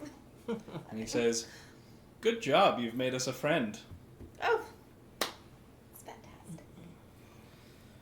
The Black Dragonborn holds out his hand. "You call me Urzin." Urban. Oh, you made a friend. I don't like Braden's smug look. You don't even know. It scares What, you don't even know what you've just done in a good way. Okay, good. Urzen. Okay. Yeah, worst case scenario, push him down a cliff. Yeah, Urzen, I am Briar. Good meet you, Briar. You as well. I do turn to the other. Is it your name? She kind of gives you a look, and her eyes flick between the other two, and Urzin says something in a language you don't understand, and she says, "Yesune, Yesune. Yesune, Briar. Briar." Yes, and I just kind of take a few steps to clear, give some room. Chanar talks with them for a few more minutes. Urzin, you can see, is kind of testing his leg a little more. And as he does, that same item you saw shifts in his bag a little bit. And you hear Chanar audibly gasp. And there is a whole, explosion of words none of you understand. I'm so glad none of them understand this language. This is so much more exciting. Yeah. And you see him, bow down and pick up the bag, some of their supplies for them, and start bringing it over to the wagons. And he's motioning to them that they should come. Okay. I want. I would like to insight Sure. check. Can I just try based on the similar routes to get a sense of what it Sure. is? Make me a hearing. history check. Well, since he's bowing, I'm guessing he is some type of royalty. I have a 23. Okay. And so basically, I'm just kind of in my head, I'm like, shit, should I be also doing this? Because I read the room. I read the room. 9. Okay. Yeah. It's similar. It's that kind of similar where you're I can tell that we share roots, but you can't pick out anything that really makes any sense. Okay. Briar, it's not like he's clearly treating them with a lot of deference, a lot of respect, and there's almost this sort of giddy excitedness to him. And like the vibe you get is not like royalty or like we all need to grovel. It's like, what if you met a celebrity? Like, what if you met a famous poet or bard that like was world renowned and you just met them? Okay, so not godlike worship of like a sovereign, but more of like a holy crap, this is so and so kind of thing. Yeah, and that is the it's that deference mixed with excitement. Okay, then I will smile in this hopefully very genuine way, and I will kind of be like, should I also grab these bags for you? When you do, Chano says, yes, please. I will pick up a few and kind of look back and kind of give like a. I mean, Yes. I'm still standing here, sort of holding the oxen and petting it. How did they say what happened to cause them injury? I'm speaking to Chandar. Oh, yeah, here, and he looks at you and hands you the bags, which weigh a ton. It's like you look at one of them and it's all metal ingots. Oh my god. It's metal ingots. Jeez. And you go, please put that in the wagon. Yes, they said that they were attacked by. He says a word you're not familiar with. I'll help you. I forget what we call them. Cannibals? Oh. No, that's the wrong word. Cormants? Nope, that's not it. Kobolds. They said kobolds attacked their. They were with a small group and kobolds attacked. I don't think I know what these are. Devious little things. Do I know what kobolds are? Sure. So, which way did the kobolds go? And he points towards the mountains. That way. The way we're headed? No, so the road heads down. You guys have mountains on this side. Yeah. You're headed this way. Mountains on this side. Sort of levels out. This way. Ah. Okay. Good. That's a word for it, yeah. It was just the two of them? No, they had others, but they after the attack, some of them wanted to try and take their dead and find a place to bury them or a healer. Some of them wanted to keep pushing forward. I doubt any of them survived the night. Apparently, this That's a happened a shame. few days ago. Ah, Oh, that is a shame. That is a shame. okay. But it's a good thing we found them. It's Yes. Okay. So I'm assuming they're joining us. oh yes, definitely. Yeah. Definitely. And he looks at Owen and says, whatever they need, it comes out of my cut. Oh my. Oh, wow. Who is this to you? Roll me a persuasion check. Ew. Meanwhile, I'm just like scratching the ears on this ox. I don't know what that is. That's an 18. Ooh. 21. He sort of looks around, and at this point, Erzin and Yesene have sort of gone past.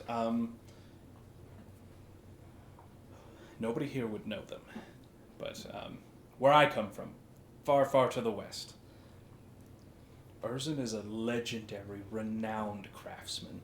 He is one of only 5 smiths that know the secrets of dragon steel.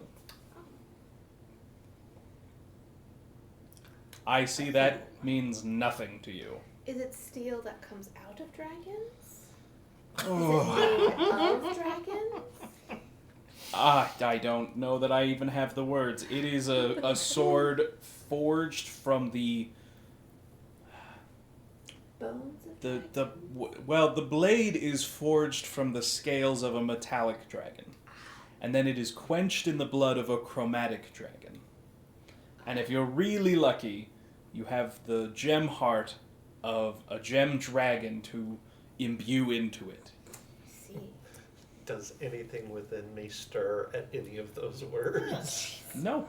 Okay. Sounds really nice. Can I get one of those? Oh, if only. They are legendary and Few of them have made it this far west, although apparently at least one. Well, I would assume such a weapon would be rife with the spirits of the dragons that inhabit it. we did save his life.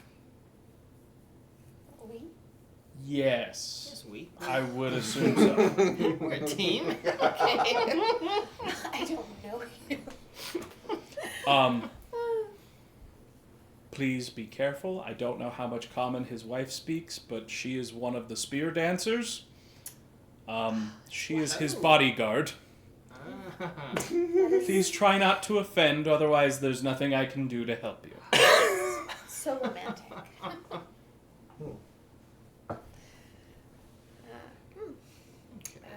I hope I do not do anything to offend them. Well, you're off to a good start. You've done what she could not. And at this point, Owen sort of comes up. He's like, "So, are we done gabbing? I'd like to not linger." Yes, let us Yes, ahead. Yes, of Okay, course. good. And Yeah. Onward to waffles. I just want to point out that Keith is playing every character I ever played in Baldur's Gate, talking to all the cows first. I haven't talked to the cow. I'm just Like, are you hungry, cow? Caressing the cow. That's worse. Stroking the cow. The caravan begins moving. The trail continues to level out until you're still right along the edges of the foothills. It's still a little rugged, but you're back into more of the rolling hills. Much more comfortable. The temperature is also warmed up a bit. It's evened out. You're not as high in elevation. Erzin and Yesune fit right in. They're both walking, and they're keeping good pace. Yesune keeps her weapon with her at all times, very alert to danger. Erzin sort of walks with a limp for a minute until he kind of trusts that his leg isn't about to give out. And then he keeps pace just as well. They both are you get that sense of like awe. They're taking in the scenery. Yesune more from a cautious, got to keep an eye on everything. Erzin from a just awestruck look at everything. I can identify with both of those. But they blend right into the group, and evening comes. You pull off into another little spot and begin setting up camp. And by that point, they feel right at home in your group. Everybody give me rolls. You pick a skill and... I really want to try sparring with her. Okay. Really want to try sparring with her. Actually, I was going to ask for a demonstration of her skills. But if you'd like to I volunteer, see. if you'd like to volunteer, I'm just going to use my survival to make sure that this is like the best quiet spot possible. Yeah, you get to add your bonus. To 5. Ooh, So is what am I that really? major or minor? Minor. Minor. Whatever skill. a skill to set up camp. Oh, that's right. Shoot, I should have picked that beforehand. 23.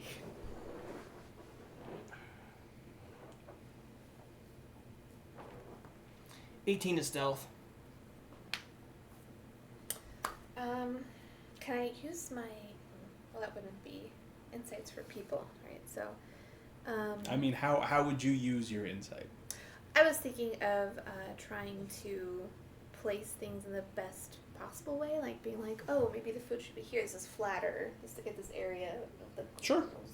flatter. You can use insight to try and feel like what seems like it has the best flow and is the most like intuitive. Yeah. Yeah, Like totally. being like- Go for it. Tapping into the feng shui. Yeah, being like, I don't know, the cow should be here. The sun will hit here, and they'll be. Where's the Yeah, camp? totally. That can be insight. Oh, so that was 5,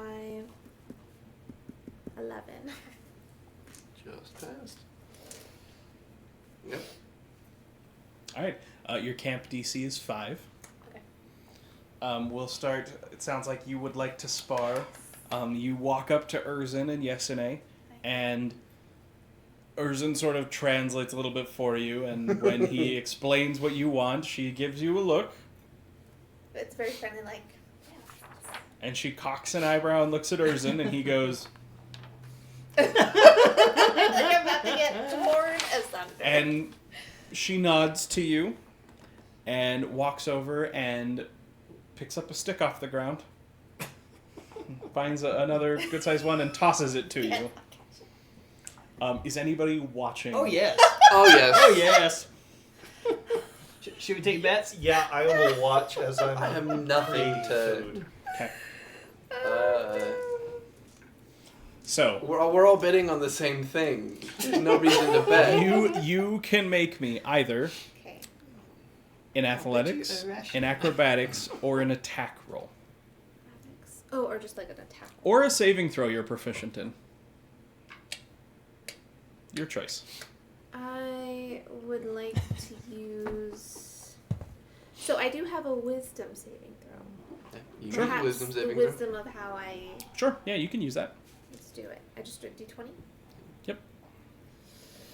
Come on, brains dice. Don't make me look so bad. That's a 14. Okay. As you both prepare your way, how does Briar fight? You've got this stick. Like what are you holding it like a quarterstaff? Are you using it? Is it a smaller stick? You're using it like a club. Like how does Briar Is fight? it a club, a sword? Okay.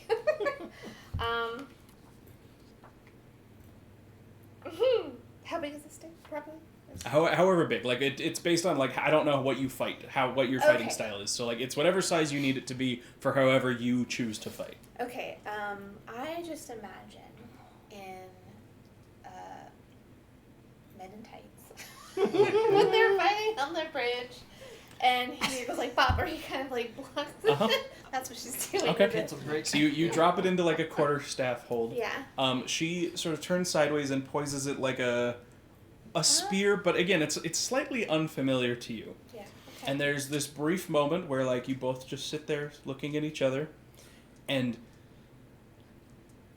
something sets it off. You're not sure what it is. A leaf falling to the ground, a drop of water, but something, and she explodes into motion. She is moving so fast, you see after images of her. As she is a blur, and you see that same quiver in the air, and she unleashes a barrage of attacks. At one point, she's jabbing, and then she's swinging with the other side, and the whole time, for those of you watching, she is moving. It is graceful and lethal. As she is moving around you in these wide circles, you both, watching, you can see that anyone who would fight this woman, there's a 10-foot radius of death around her that no one would survive in. You did succeed on your throw versus the Camp DC. Yay.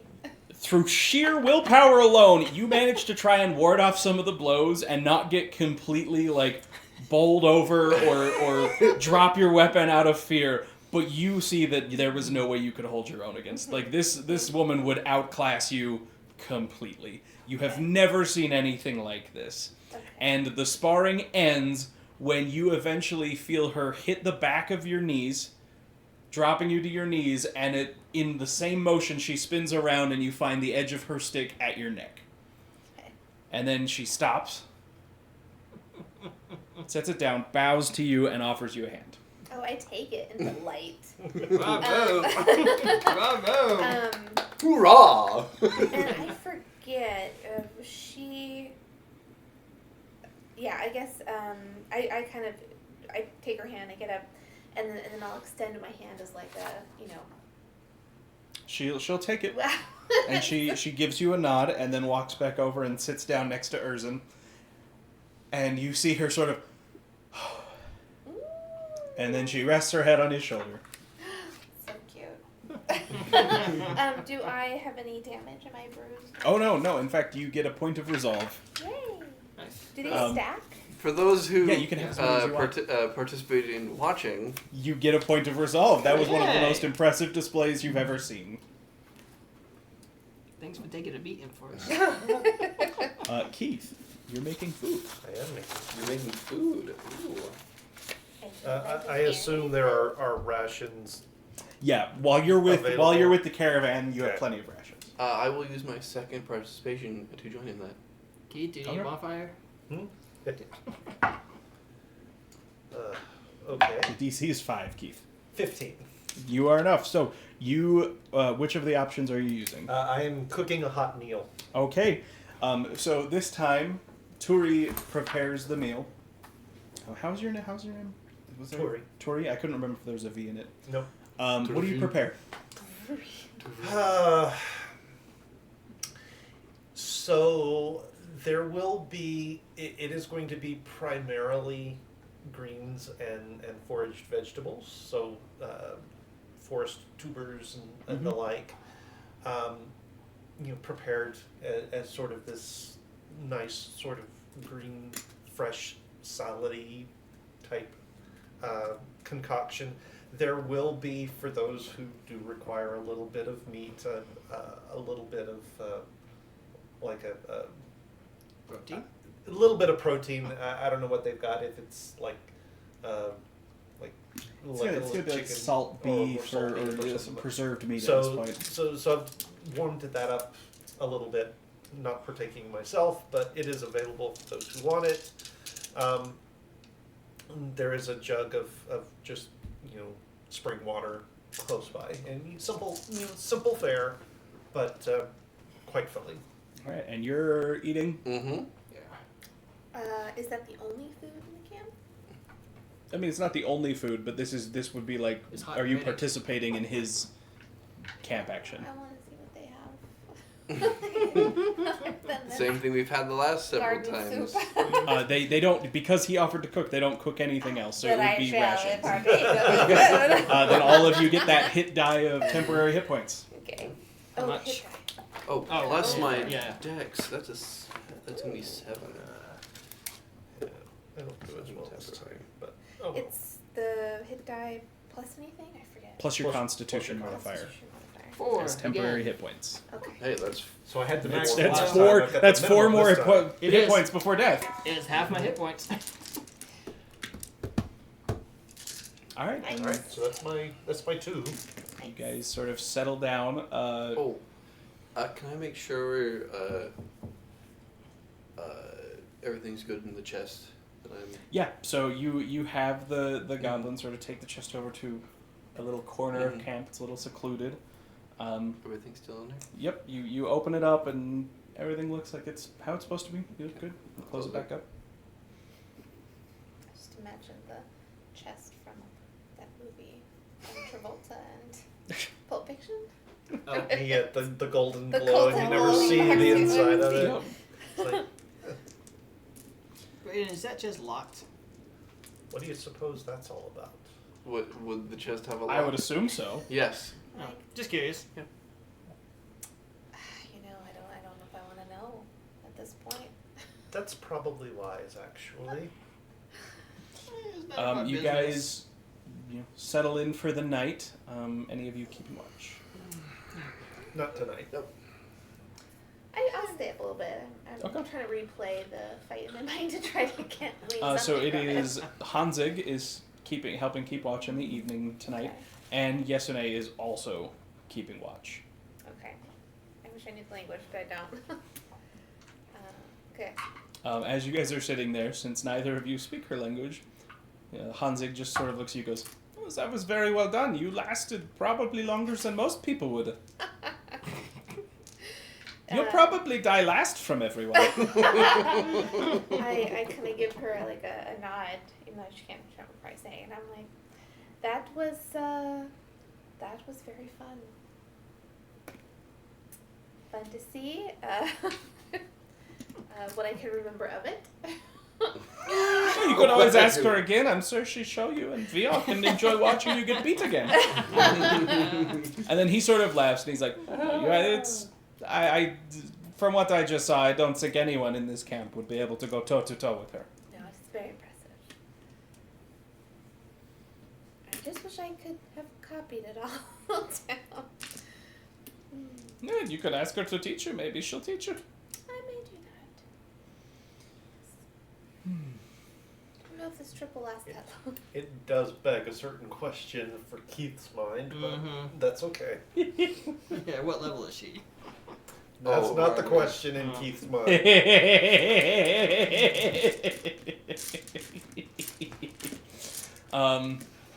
The evening passes uneventfully. There are a lot of strange noises that you are unfamiliar with. So there keeps being these moments where you're sort of jolted awake by something. You're not even totally sure what it was, but just something unfamiliar. There is, as soon as night had set, there was this strange feeling of like that there's something lurking just outside the firelight. Yeah.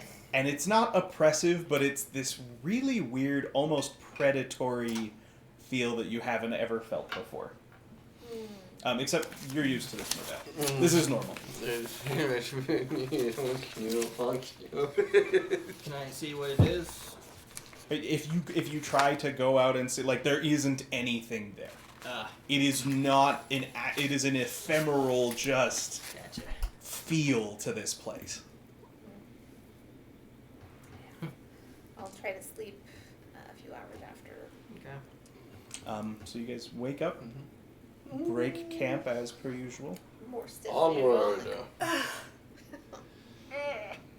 and you're on the road again. The road. Anyone doing anything while you're on the road in the morning? I want to talk to Irvin and Yes and I. Just be like, what was that? What? So Urzin, who essentially is the only one you can talk to, Okay. and he can sort of translate. He's like, "Oh, my mate Yasune is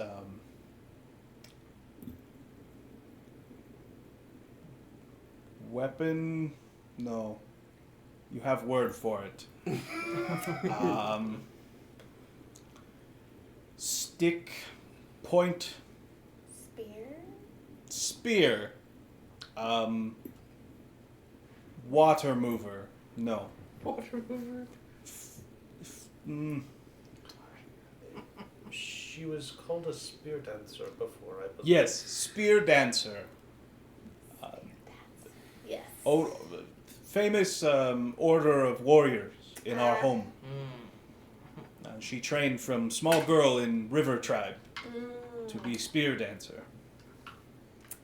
Very impressive. She is.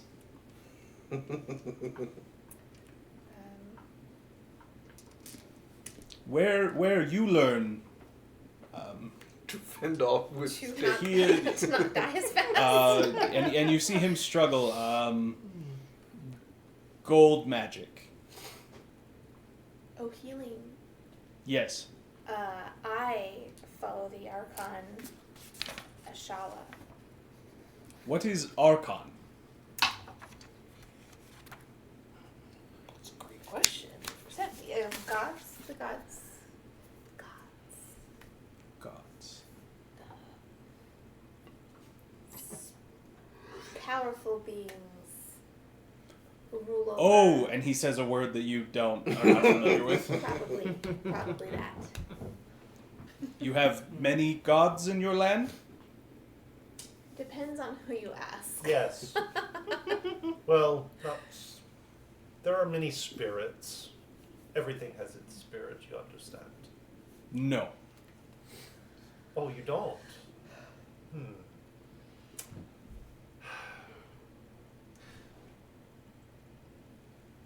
Are there trees around us? Yeah, sure, there's some. That tree has a spirit of its own. It drives its life.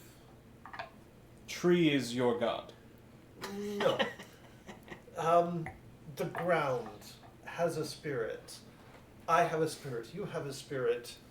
The gods have their own spirits, I suppose. Everything. You know what? It doesn't matter. Yes. There's many beliefs. Some are more true than others. Yes. She is speaking truth. Ashala gives me the power to heal when she sees fit. You are part of... do not know your word. Brood? Clutch?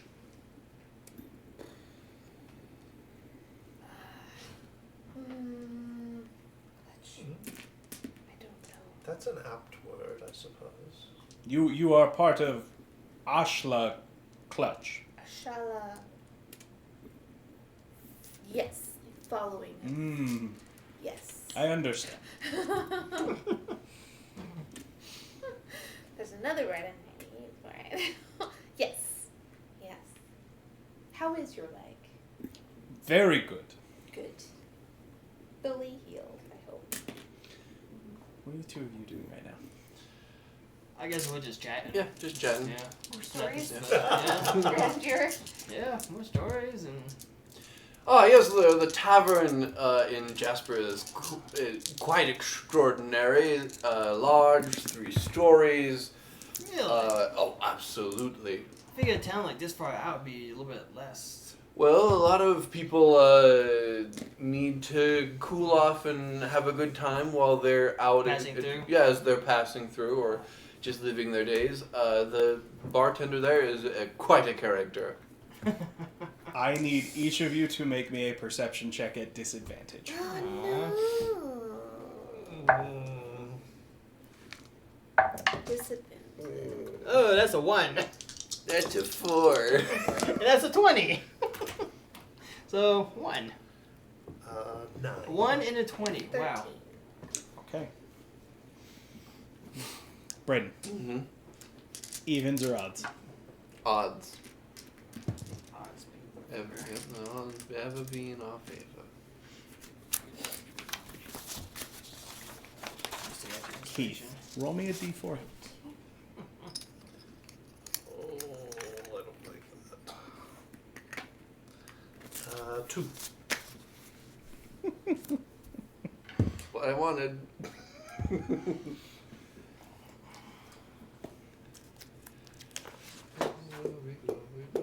Where did I?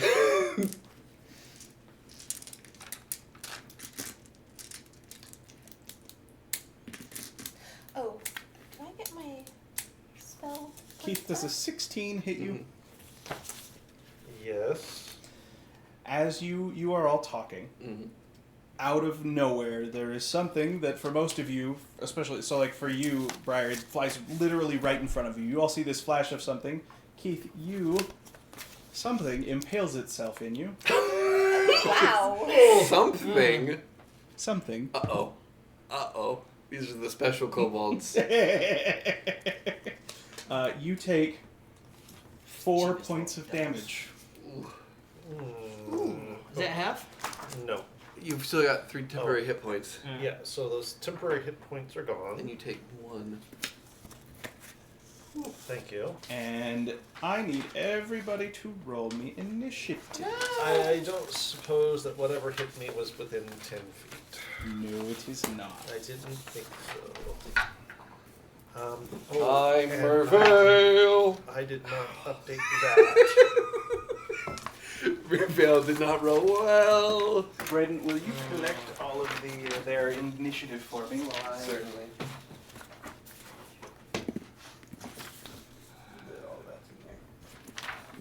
I don't know where the... right there. Show my character. How do you... No. Keith, what is your initiative? Here's my 14. What? I never showed my character. No, you didn't. I rolled a... Your character picture's really good. I Wait, like that. Stole it. Is that your family? Yeah. This was AI, which I thought was really funny because they gave me 2 of the same exact die, but like a mini-made version. I love it. Okay. Oh, initiative. Initiative. Do I have any pluses to that? Well, your dex modifier. Dex. I have a -1. So do I negative from this? You have a negative in dex? Yes. Oh. Yep. So yes, it would be a -1. 3. Okay. I took prodigy, so I had to make some cuts somewhere.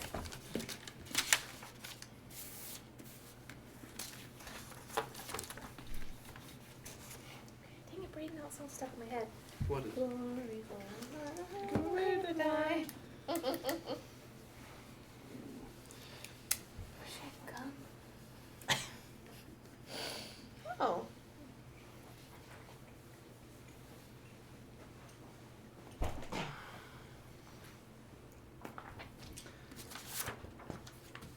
So.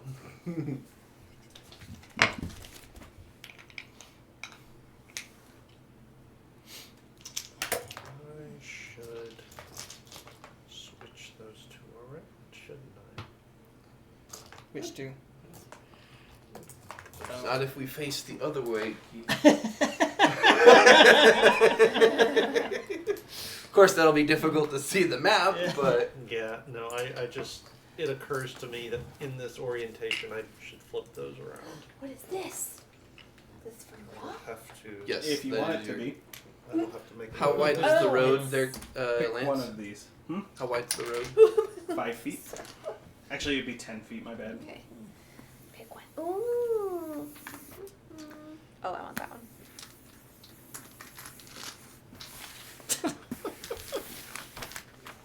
Definitely going with. This is me. Here I am.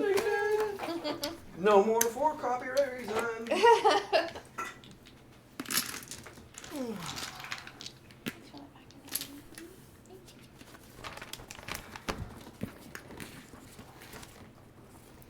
Let's go with orange just to make sure we all get a good Will you hand me the...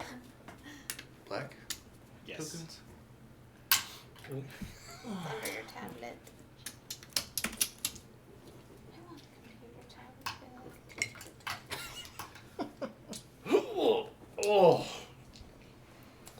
Rude! Terry, are you okay? Yes? What hit you? Do you need magic hands? Let's figure out what's shooting at me first. 1 This second. character's always a little useless. What? What was that over there? All I know of your last character is that you would make a beard of feathers every time. That's all I know. yeah. Brayden, Yes. my initiative is 18. Yay for wild magic. Good, I will be able to assess the. I can't heal, but I can destroy. Oh, I do not want to be in front. I'm. Where is Oh, I'm definitely not in front. I'll be in front. I am not. Oh, there. you go back there. Yeah. I'll be I here. am not a hitter. This is a wagon. Okay. This is a wagon. For the purposes of this combat, we will assume that the NPCs are all fighting on one end or the other, and I'm not going to worry about tracking all them because we don't want to have to make this take forever. So, you see, perched on this rock, there's a kobold. He's wearing sort of this, it looks almost like it's supposed to be scales, but made of like copper or bronze. He has a little helmet on, a shield that looks like it's made of scales, and he has these javelins. Oh. And then on the ground, there are 4 other kobolds, not in armor, but with shields, Okay. Ooh. that spring up. Brayden, Mm-hmm. who goes first in initiative? You do. Oh boy! What a happy coincidence. Mm-hmm. So,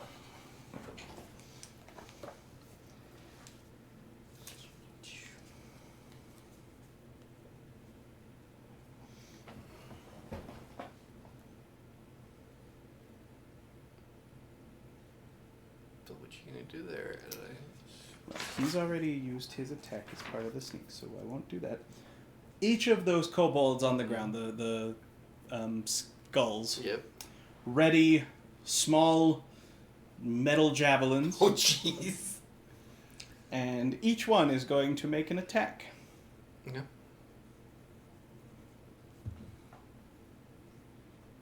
Brayden, does a 21 hit you? Yes. Okay, remember that you take a hit. Uh-huh. Steph, Mm-hmm. does a 18 hit you? Yeah. Okay, remember that you took a hit. Is this a surprise? Yes. Well, that's a 20. Okay. Unless one of you wants to spend an inspiration to make me re-roll, that's a crit. I will. Okay. That's a good choice. Nate, does a 17 hit you? Oh, I'm pretty sure it does. Yeah, I'm at 16. Keith, does an 8 hit you? No. Hey! Well, to be fair, you already got the javelin. So. Okay, each of you that took a hit. Mm-hmm. Oh, I would like to use a reaction Yeah. Okay. and cast shield. It gives me a +5 AC. Okay, what did that take your AC up to? 21. Yeah, 21. Okay, you do not get hit. Okay. Mervale, you are going to take Mhm. Some points. 4 points of damage. Okay. There goes some temporary hit points. Briar, you are going to take 5 points of damage. Oof. Did you have any temporary hit points? Hit 7. Yeah, nice. So you're down to 2 left? left. Good. Good. Not today. Question, just for future reference. Uh-huh. If the temp hit... Do we worry about the falling unconscious rule for temp hit points? No. Okay. Okay, that is the kobold's turn. Turi. Oof. Okay. Bonus action, I'm going to cast Shillelagh on my staff. How high up is the one on the rock that hit me 10 with feet? his javelin? Yeah, we'd call that 10 feet. 10 feet. Oh, he's got the high ground. He does have the high ground. I want the high ground. I'm going to go after him and try and knock him off the high ground. Alright, do you have a climbing speed? I don't. There's also a ruler just for measuring. Then so- moving up the rock Distances. counts as difficult terrain, so it takes 20 feet of movement. I'm in the back. I think I can do 5, 10. 15? I mean, is 15 to the base of that? Mm-hmm. Mm-hmm.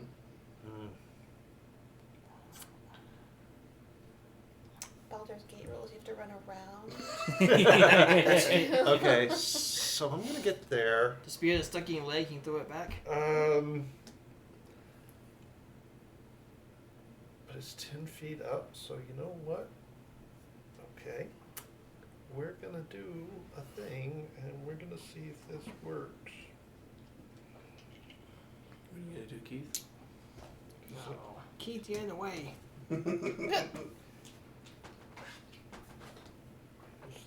Oh, that's that. Okay, we're gonna do this one.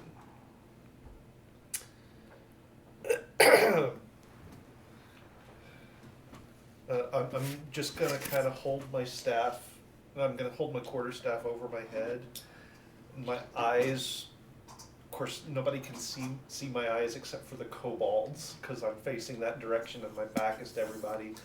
But my eyes are gonna sort of take on this sort of draconic shape, sort of this goes the slits, Mhm. whatever, and sort of the gem color, and I'm gonna cast Thunder Wave. Ooh. Okay. So You that's, could get those two as well. yeah. So the one on the rock and the two closest Uh-huh. to me all need to make Constitution saving throws.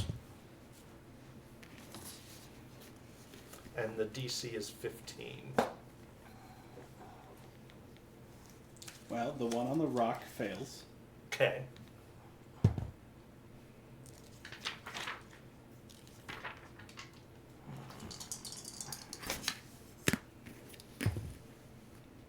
As do the two on the ground. Ooh. Nice. So they will all take 9 points of thunder damage Nice. and get pushed back 10 feet. Ooh. Which Which doing? It's just like away from me, all three of them. So that one, There. Put and that he's one like, right there. yep. And then this one gets pushed like right there. like, and But he does take he 10 topples off the rock and takes full damage. So he would. Except he's dead? However, no. Oh. As he falls, Mhm. you see a grappling hook. And he hooks onto the rock and uses that momentum to swing around, and he will land behind on this side of the rock. Right there? No, other side. Oh, sorry. Oh. Oh, on the far side. Yep. We're Okay. dealing with Spider-Man. And, you speak Draconic. I do. Ah! Kill that one first! What? You sent a spear at me. In Draconic. It's a javelin. What? Who's next, Brayden? That would be the guy who just went to the bathroom. Okay, we'll come back to him. Who's next? Mervale. Mervale. And that is also 2 points of. Mervale will pull out his great sword, and he will charge at this kobold right here. As a bonus action, I'm going to cast Thunderous Smite, Oh, okay. and then I'm going to swing at that kobold. That poor kobold. Ha Aha! Oh no! A 13. That is their AC, so that does not hit. Can I argue I'm trying to impress these new people? I will let you use that this one time. Okay. Thank you. Such a gracious DM. So handsome. Oh, Brayden, you're in the way too. I'm sorry. Let's see. Thunderous Smite deals an extra 2d6.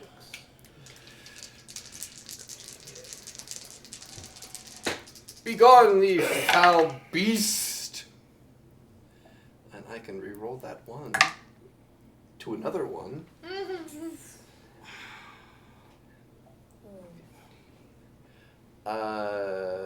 For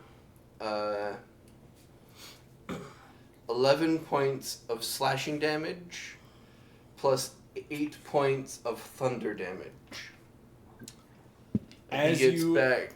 Oh. as you cast your Thunderous Smite and you bring it down on him, pieces of a kobold go flying. That kobold is dead. Haha! First blood to me!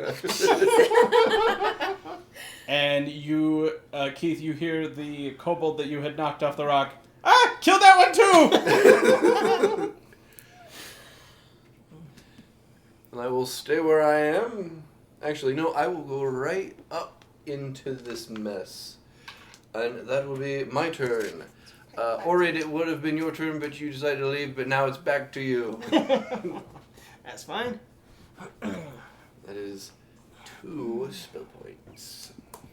Alright, I'm gonna move 5, 10, 15, 20.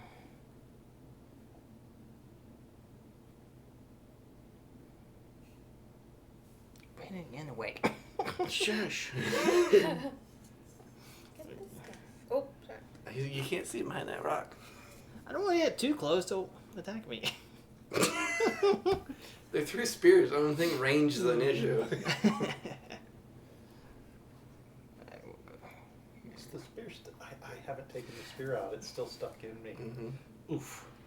Alrighty. You have a It's wound. a pillium, so it's like, because they're just made of copper, so they like bend. Oh. So, yeah. So you're like dragging it. Ugh. Yeah, they suck. Has any of these 3 taken damage yet? No. 2 Yes. of them These have. 2, Oh, alright. Yeah, those let's do two it. have.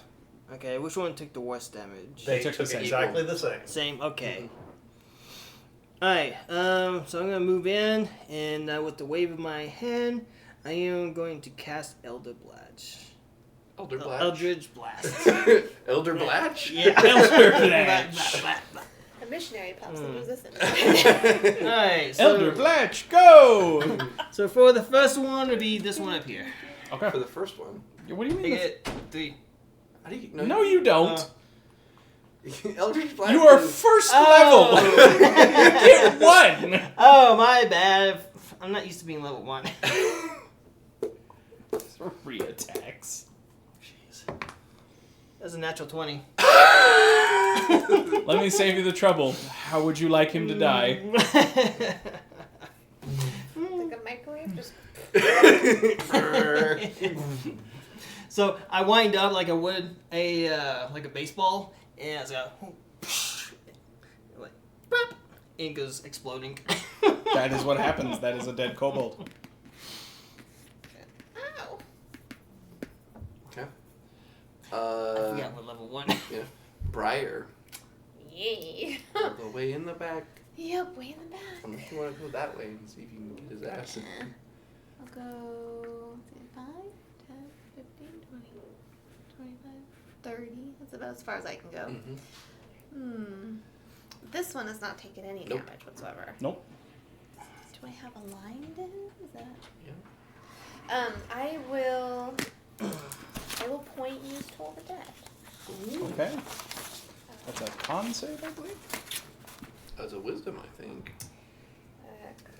Toll the Dead. Wisdom saving throw. I always forget how to do the spellable thing. It is 8 plus your spellcasting modifier plus your proficiency bonus. Okay. 14. 14. I like Toll the Dead.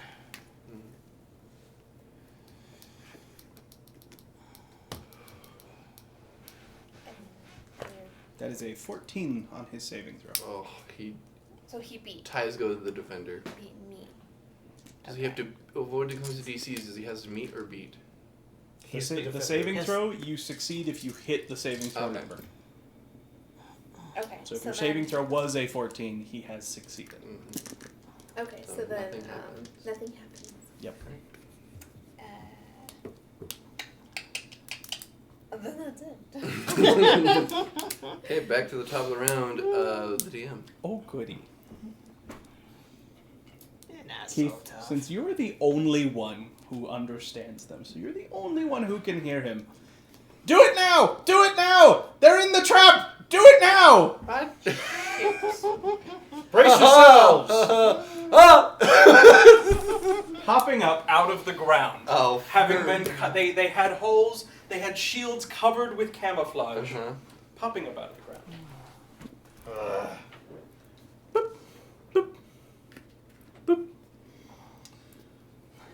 These 3 kobolds.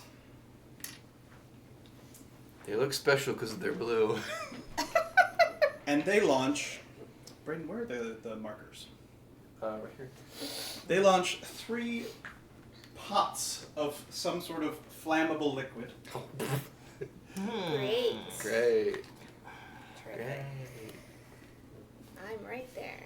And ignite the oil trap that they laid out. No. Ha! They missed me. Everything in there, or just around?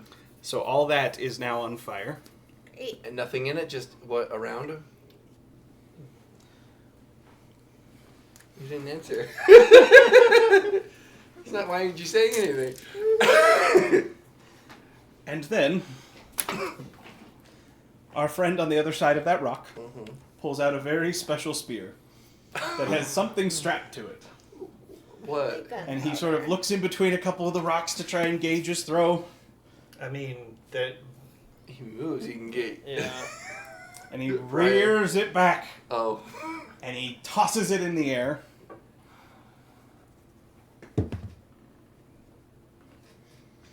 That is enough. And this spear lands in the center of that area that is on fire. Huh. And for the briefest moment, nothing happens. Huh. And then it explodes. Because he uses his boom pilium. He has a boomstick? He has a boom He stick. has a boomstick. Whoa. Sometimes you're very fast enough to That's kill this everybody thing. in the trap needs to make me a constitution save. Ah, guys! Not another one! They die so fast. Sorry, what is that? it was a 19. Ooh. 23. 21. Don't fail me. It's going to be a 16. That is enough.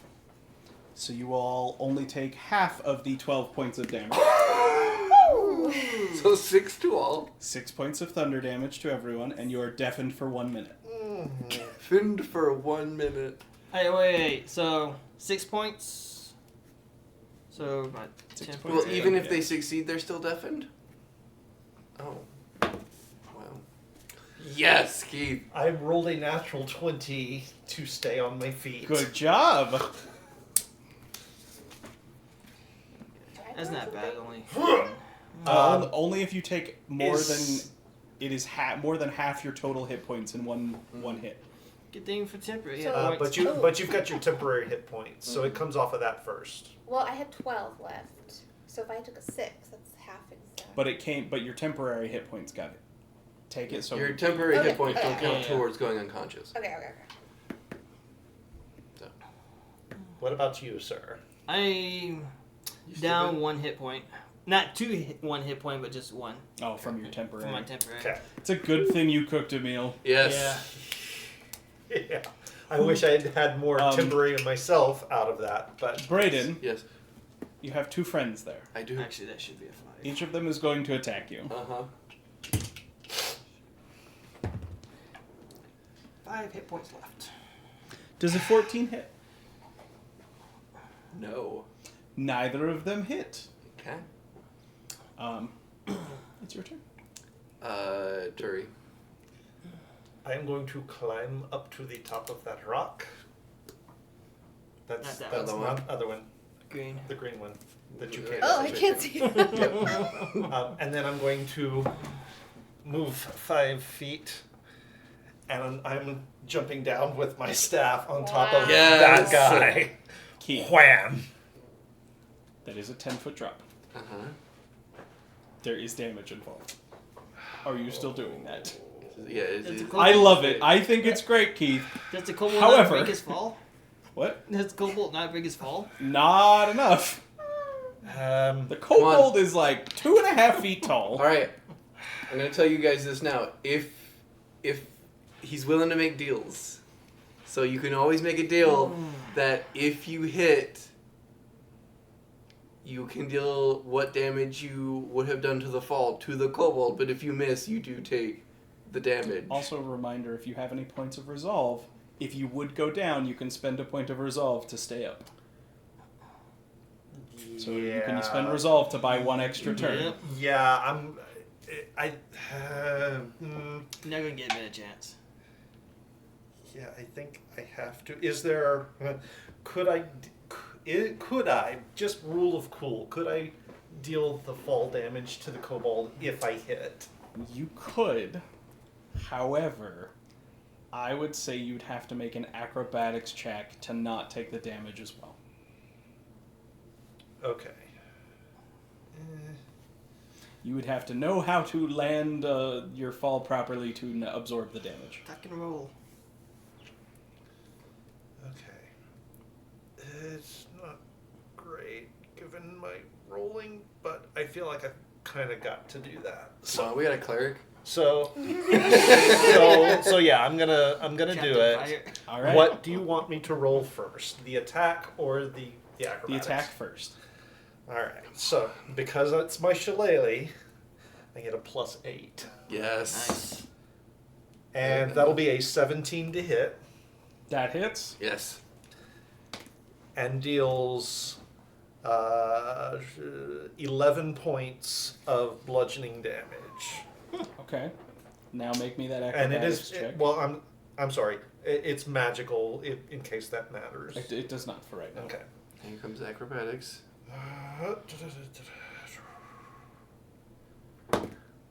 Natural 20. Yes. Yep. You take no damage from the Nice. fall. And However- it takes an extra d6 damage. Thank you. Thank you. You came through in the clutch.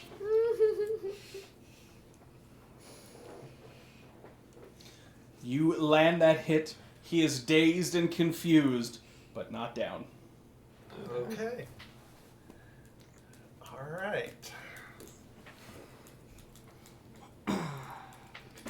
You wouldn't happen to have like healing word, would you? I do. You could healing word yourself. Maybe. Can you do it to yourself? Yeah. Is There's it no bonus rules saying you action? can't heal. Healing word? Yeah. Hmm. It's what it doesn't heal as much, but So it that is a was bonus my action. And it's And it's ranged. Where did I put it? Healing word? There it is.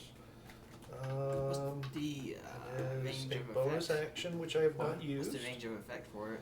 60 feet. But So about it the is a distance of that creature. ruler. It is a creature. You're a creature. But I am a You are a creature, so I am going to cast Healing Word upon myself. And it is a d4 plus my ability modifier. So 6. 1, so plus 6. So I am back to practically... Were you at 3 hit points? I was. Indeed. It was a calculated risk, but boy, my bad. Oh, But I man. have also now used 4 spell points. Yep. Okay. And that is my turn. Because That's I have fair. used, I I have have used an it. idea. Uh, for the Orid. fire. You My turn? go, yeah. Okay, I am going to cast Mold Earth on the fire to give us an out. Oh. Okay. It's it's only 5 foot wide, but I'm gonna Sure. extinguish one of the. Yeah, you things. extinguish a 5-foot space. Yeah, which one? There should be. want? There's like a napkin over there we used to clean the board before the game. If you want to use that. Okay. So where are you gonna put it? So I'm thinking if we keep this up, kind of like a shield from those, we can put it over here so we can still attack those. It's not a bad idea. Do you want to clean it? So I will clean it on this one. So on the road. Yeah, on the road. That is cleared out. Okay. Very well done. Nice.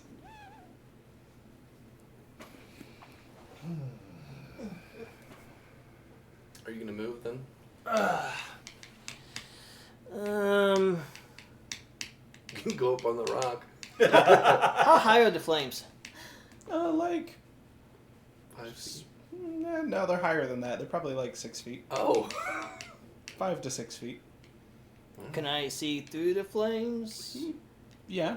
Like, can I see this cobalt? Sure. Okay. I'm gonna stay put then. In the fire? Well, I'm not in the fire, but I'm behind the firewall. Is it not a square of pure fire?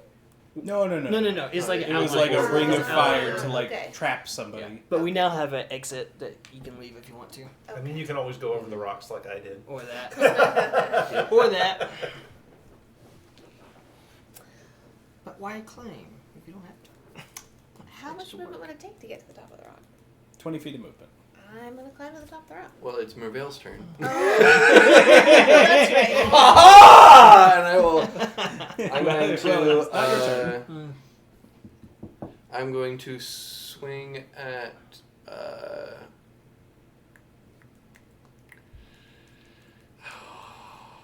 I'm going to, with a bonus action, cast another Thunderous Smite on myself.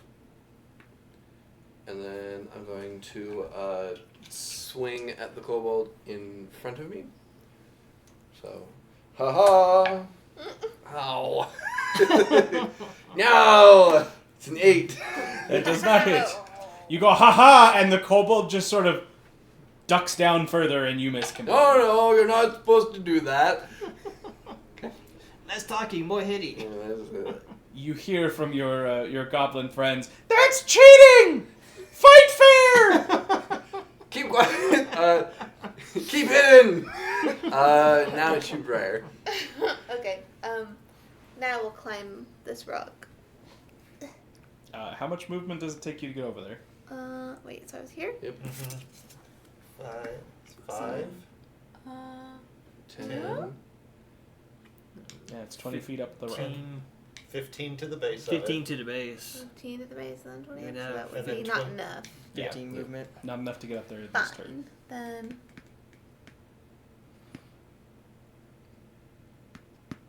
I'm gonna go here.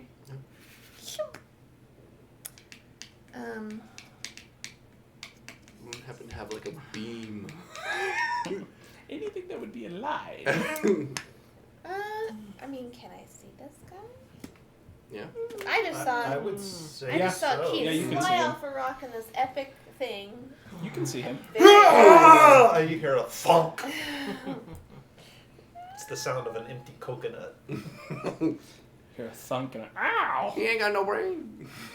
I would like to use my cantrip, Sacred Flame. Okay. I'm like, oh, you want to play with fire, I see. So, take dexterity saving throw. Dexterity Yeah, that's a failure. saving throw. Or take 1d8 radiant damage. That is 4. Yes. He is still up. Okay, well, that was a cantrip. Is that an action? No, that's an action. Mm-hmm. What? So, would I include that with the damage on that, you think? What do you mean? No, it's just Oh, that just roll. that? Okay. Yeah. Unfortunately, it's not like Eldritch Blast Invocation where you can do that. yeah. But maybe you can find like a magic item that can give you that bonus. It's fine. Back to the DM, which is you. Which is me. What you doing? Kobold that you have whacked over the head. He's confused. He looks around. You see his eyes are going cross-eyed a little bit. And he shakes his head. And he starts stomping one foot. And he goes...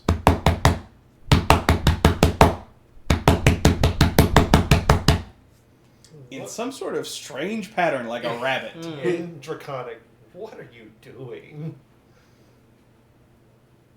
He gives you a look. Nothing! Nothing at all! Don't lie to me. I would never! Fall back! Retreat to the Drangolin! The what?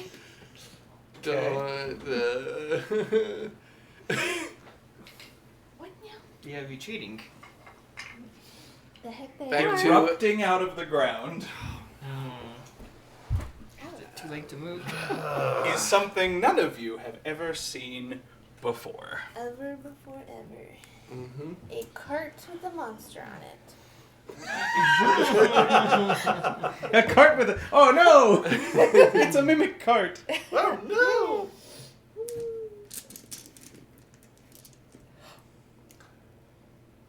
Okay.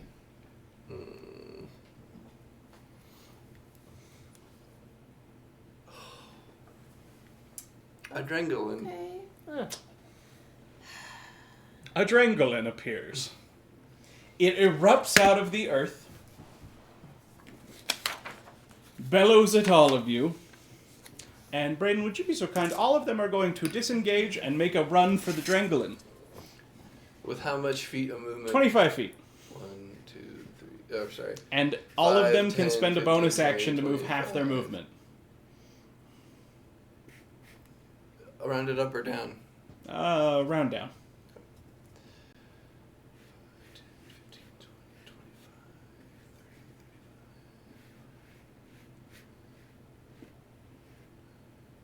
25. And you guys can get those over there. Yeah, And you since he disengaged, I don't get Uh-huh. an attack of opportunity. 30, 35? Yep.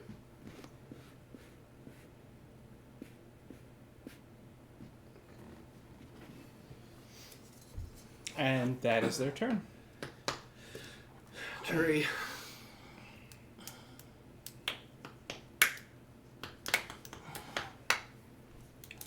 I'm gonna lower one hand behind me. The eyes are gonna flash again.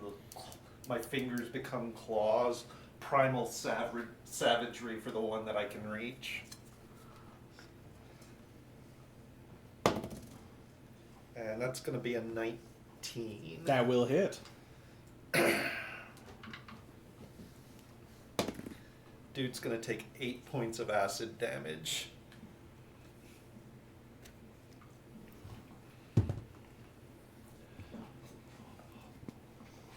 is hurt, but still in the fight.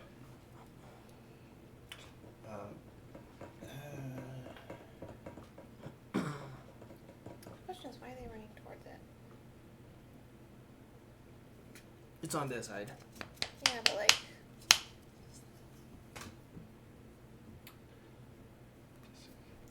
It's like a guard dog. Disengages their action. They still have a reaction.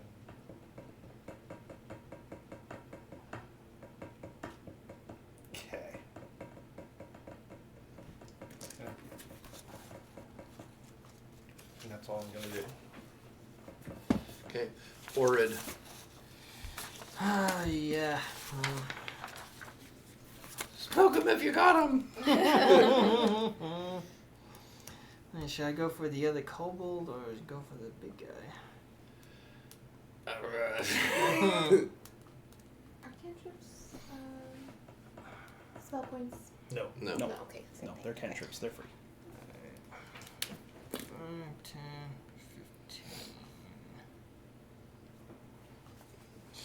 15. Alrighty. What you gonna do? With all that. All that junk. All that junk. Alrighty. I am going to do Taja's Caustic Brew. Yes. What's the range? So, the range is...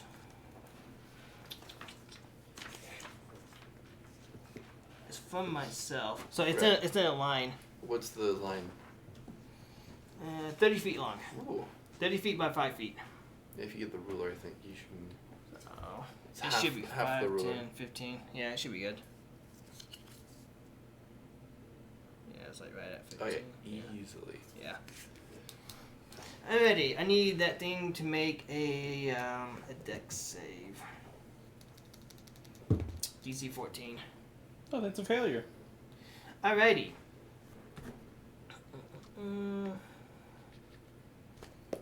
That's gonna be 2d4 of acid damage. And until it wipes it off, it's going to continue to take acid damage. That'd be 5 acid damage. Alrighty.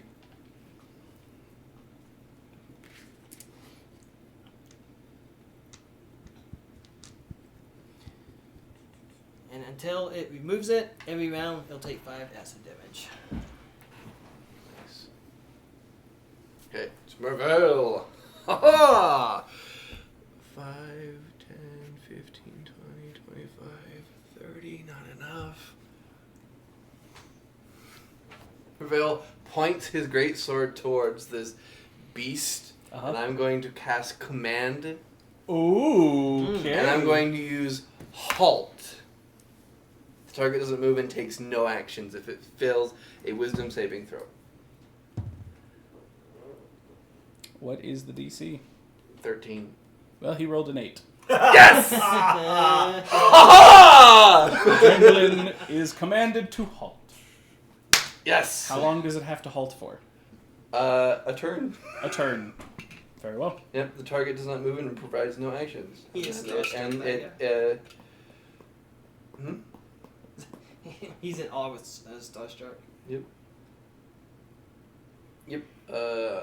It follows that command on its next turn. So that is all Mervale can do. Briar.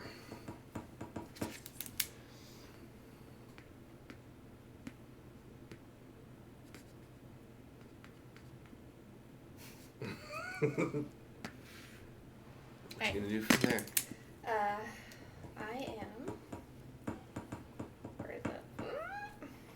I am going to point at Tori and cast Shield of Faith. Ooh. So +2 to your AC. Nice. Okay. That is a bonus action. Mm-hmm. You can cantrip something. Well, that was a spell. Can I spell and cantrip? Yeah. Because cantrip, it doesn't cost any spell slots, so. Mm-hmm. What? Yep. What? Okay. What's this? What's this? As long as the casting in time is an action. Mhm. Yep. Then I will Which most try... cantrips are. Most are, yeah. I will try Toll the Dead again. On This one. The one that I just primal well, savage. that fails. Yeah, roll a d12. Oh, because they're missing Yep. They're It is missing hit missing hit points. points. 12. Yeah. Sure, I'll take it. 4. 4. The kobold clutches his chest and drops dead. Hey, you got him! Dun dun dun dun dun dun. I loosen the top for you. Okay. I bubbled you. Anything else? No, I'm done. Back to you, Lance. Yeah, well, all of the... How many of those kobolds with their 25 feet of movement can make it to the Drangolin? One is there. 10, 15, 20, 25... This one can't. This one, the 2 black tokens and the blue token. Okay. Maybe. 2, 3, 4. Yeah, they can't make it. These 2 would be just out.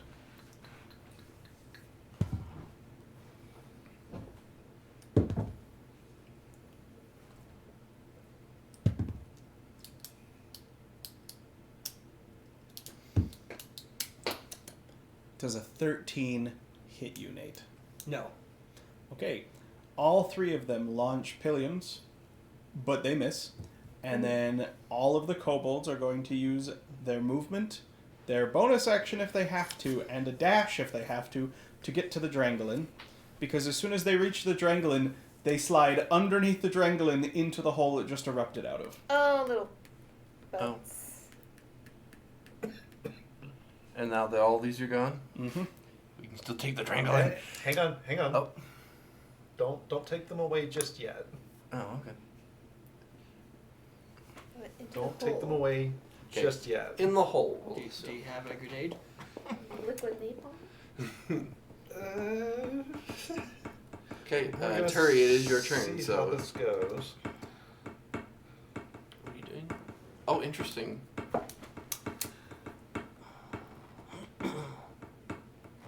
What is the range? So I'm going to move up to within 10 feet of the Drangolin. And I'm assuming within 10 feet of the opening that is Yep. underneath him. And again, my eyes are going to go draconic as I'm holding my staff and just shaking it like a sand person. That's what my thought was. And I'm going to cast Earth Tremor under the Drangolin. You get 2 extra spell points to use to upcast Ooh, that upcast it. because the earth spirits are I'm- particularly strong. I am absolutely going to upcast it. I was gonna do mold So earth. that's going to do... Come back up. Yeah. so the Drangolin, and I will leave it up to you if the kobolds are still within the range. The area is 10 feet. But they should all make a dexterity saving throw. Whoever is Still applicable. still applicable. What's your save? 15. It could be better. All but 2 of them succeed. Okay.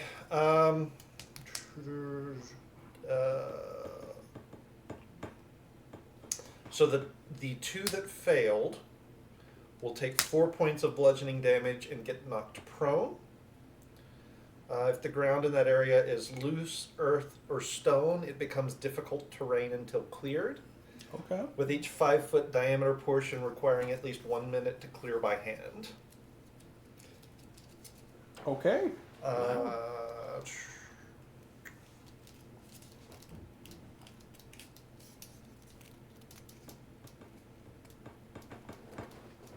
And if they succeed, they don't take any damage apparently. Yep. So yeah, that's my dude. Horrid. And so I get All that you can see right now is the the 2 points to yeah. cast, but I still have to spend the points to cast it in the first place. Yes. Okay.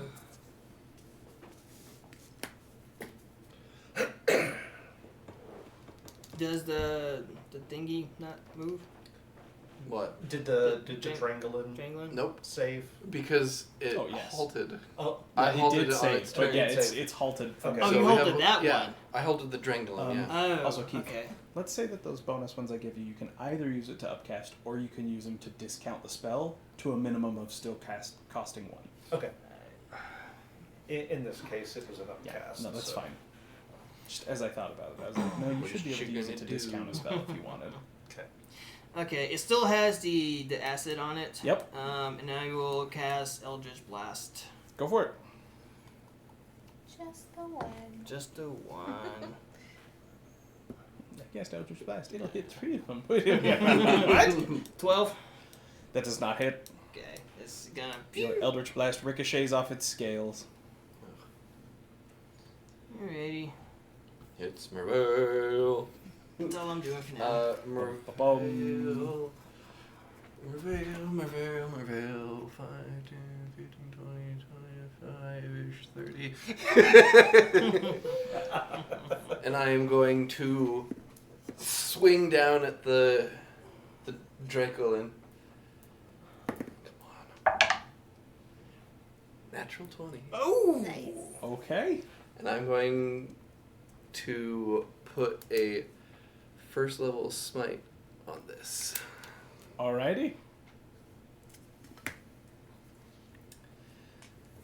So, and Thundering Smite is still working. So,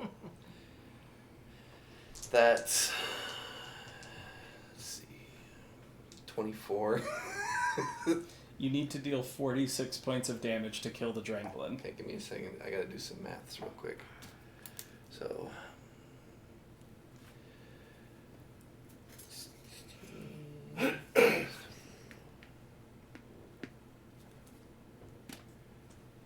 plus,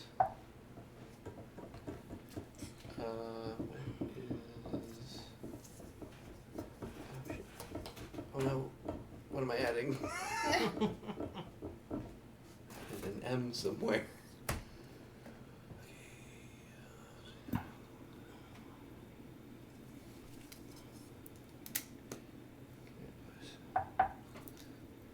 Plus 8, and then roll all this. So that's the thunder. That's the sword.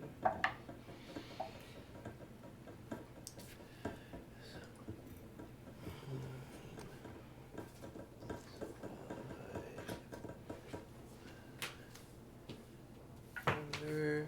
So, sorry for the. Math is hard. I think we'll ever get another Green Lantern. I really would like. We did. We got Guy Garrick's. Guy Gardner. Yeah. Okay, that's 25 points of slashing damage, plus 13 points of radiant damage, plus 22 points of thunder damage, For a grand which total is 60. How would you like to kill the Drangolin? Just chop its head off. You do. You The want head to goes see? flying. Ah!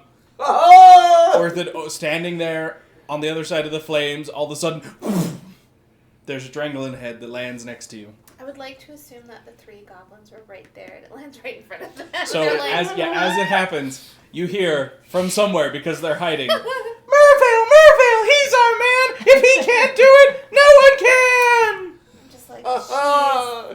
jeez. Hey, you want a trophy? Probably. The body of the Drangolin slumps, and you hear squeaks from underneath. Okay. We still in combat?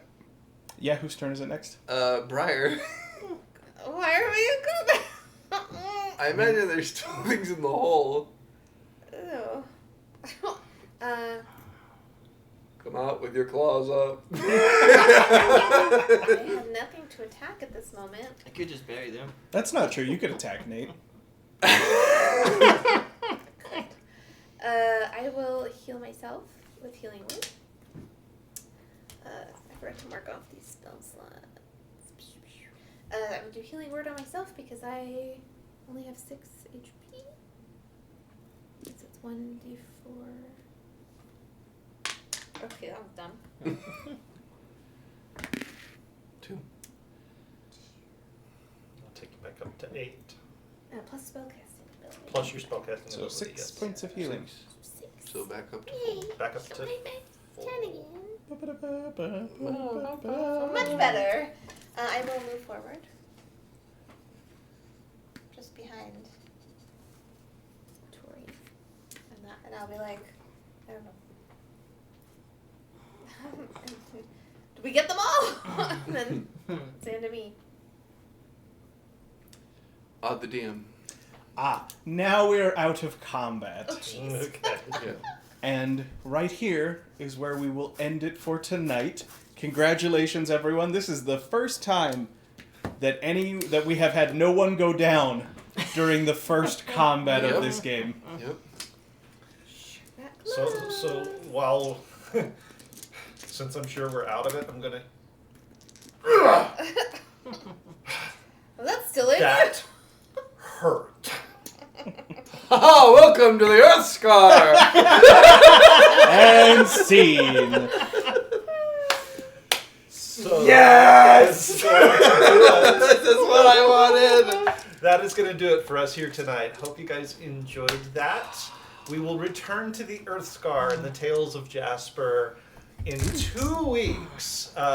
Next week will be, presumably we'll have everyone back around the table for our regular editions of the Valley campaign. So be sure that you join us then. As a quick reminder, all of our video content does wind up on YouTube, so be sure that you go and check that out. If you are new to our YouTube channel and haven't already, do hit like and subscribe. Make sure you turn on the notifications, and you will always know when we put new content out. We do also run our Discord server. I will do my best to be better at keeping it up to date with what is going on, but that is where you will learn what the broadcasting schedule for us is going to be. Hope you guys enjoyed that. I had a lot of fun. Can't speak for anyone else around the table, but we will be back to Jasper in 2 weeks. Until then, Grab your bats and grab your balls! and if all you have is a hammer, everything looks like a glass house. Good night, everybody. Night!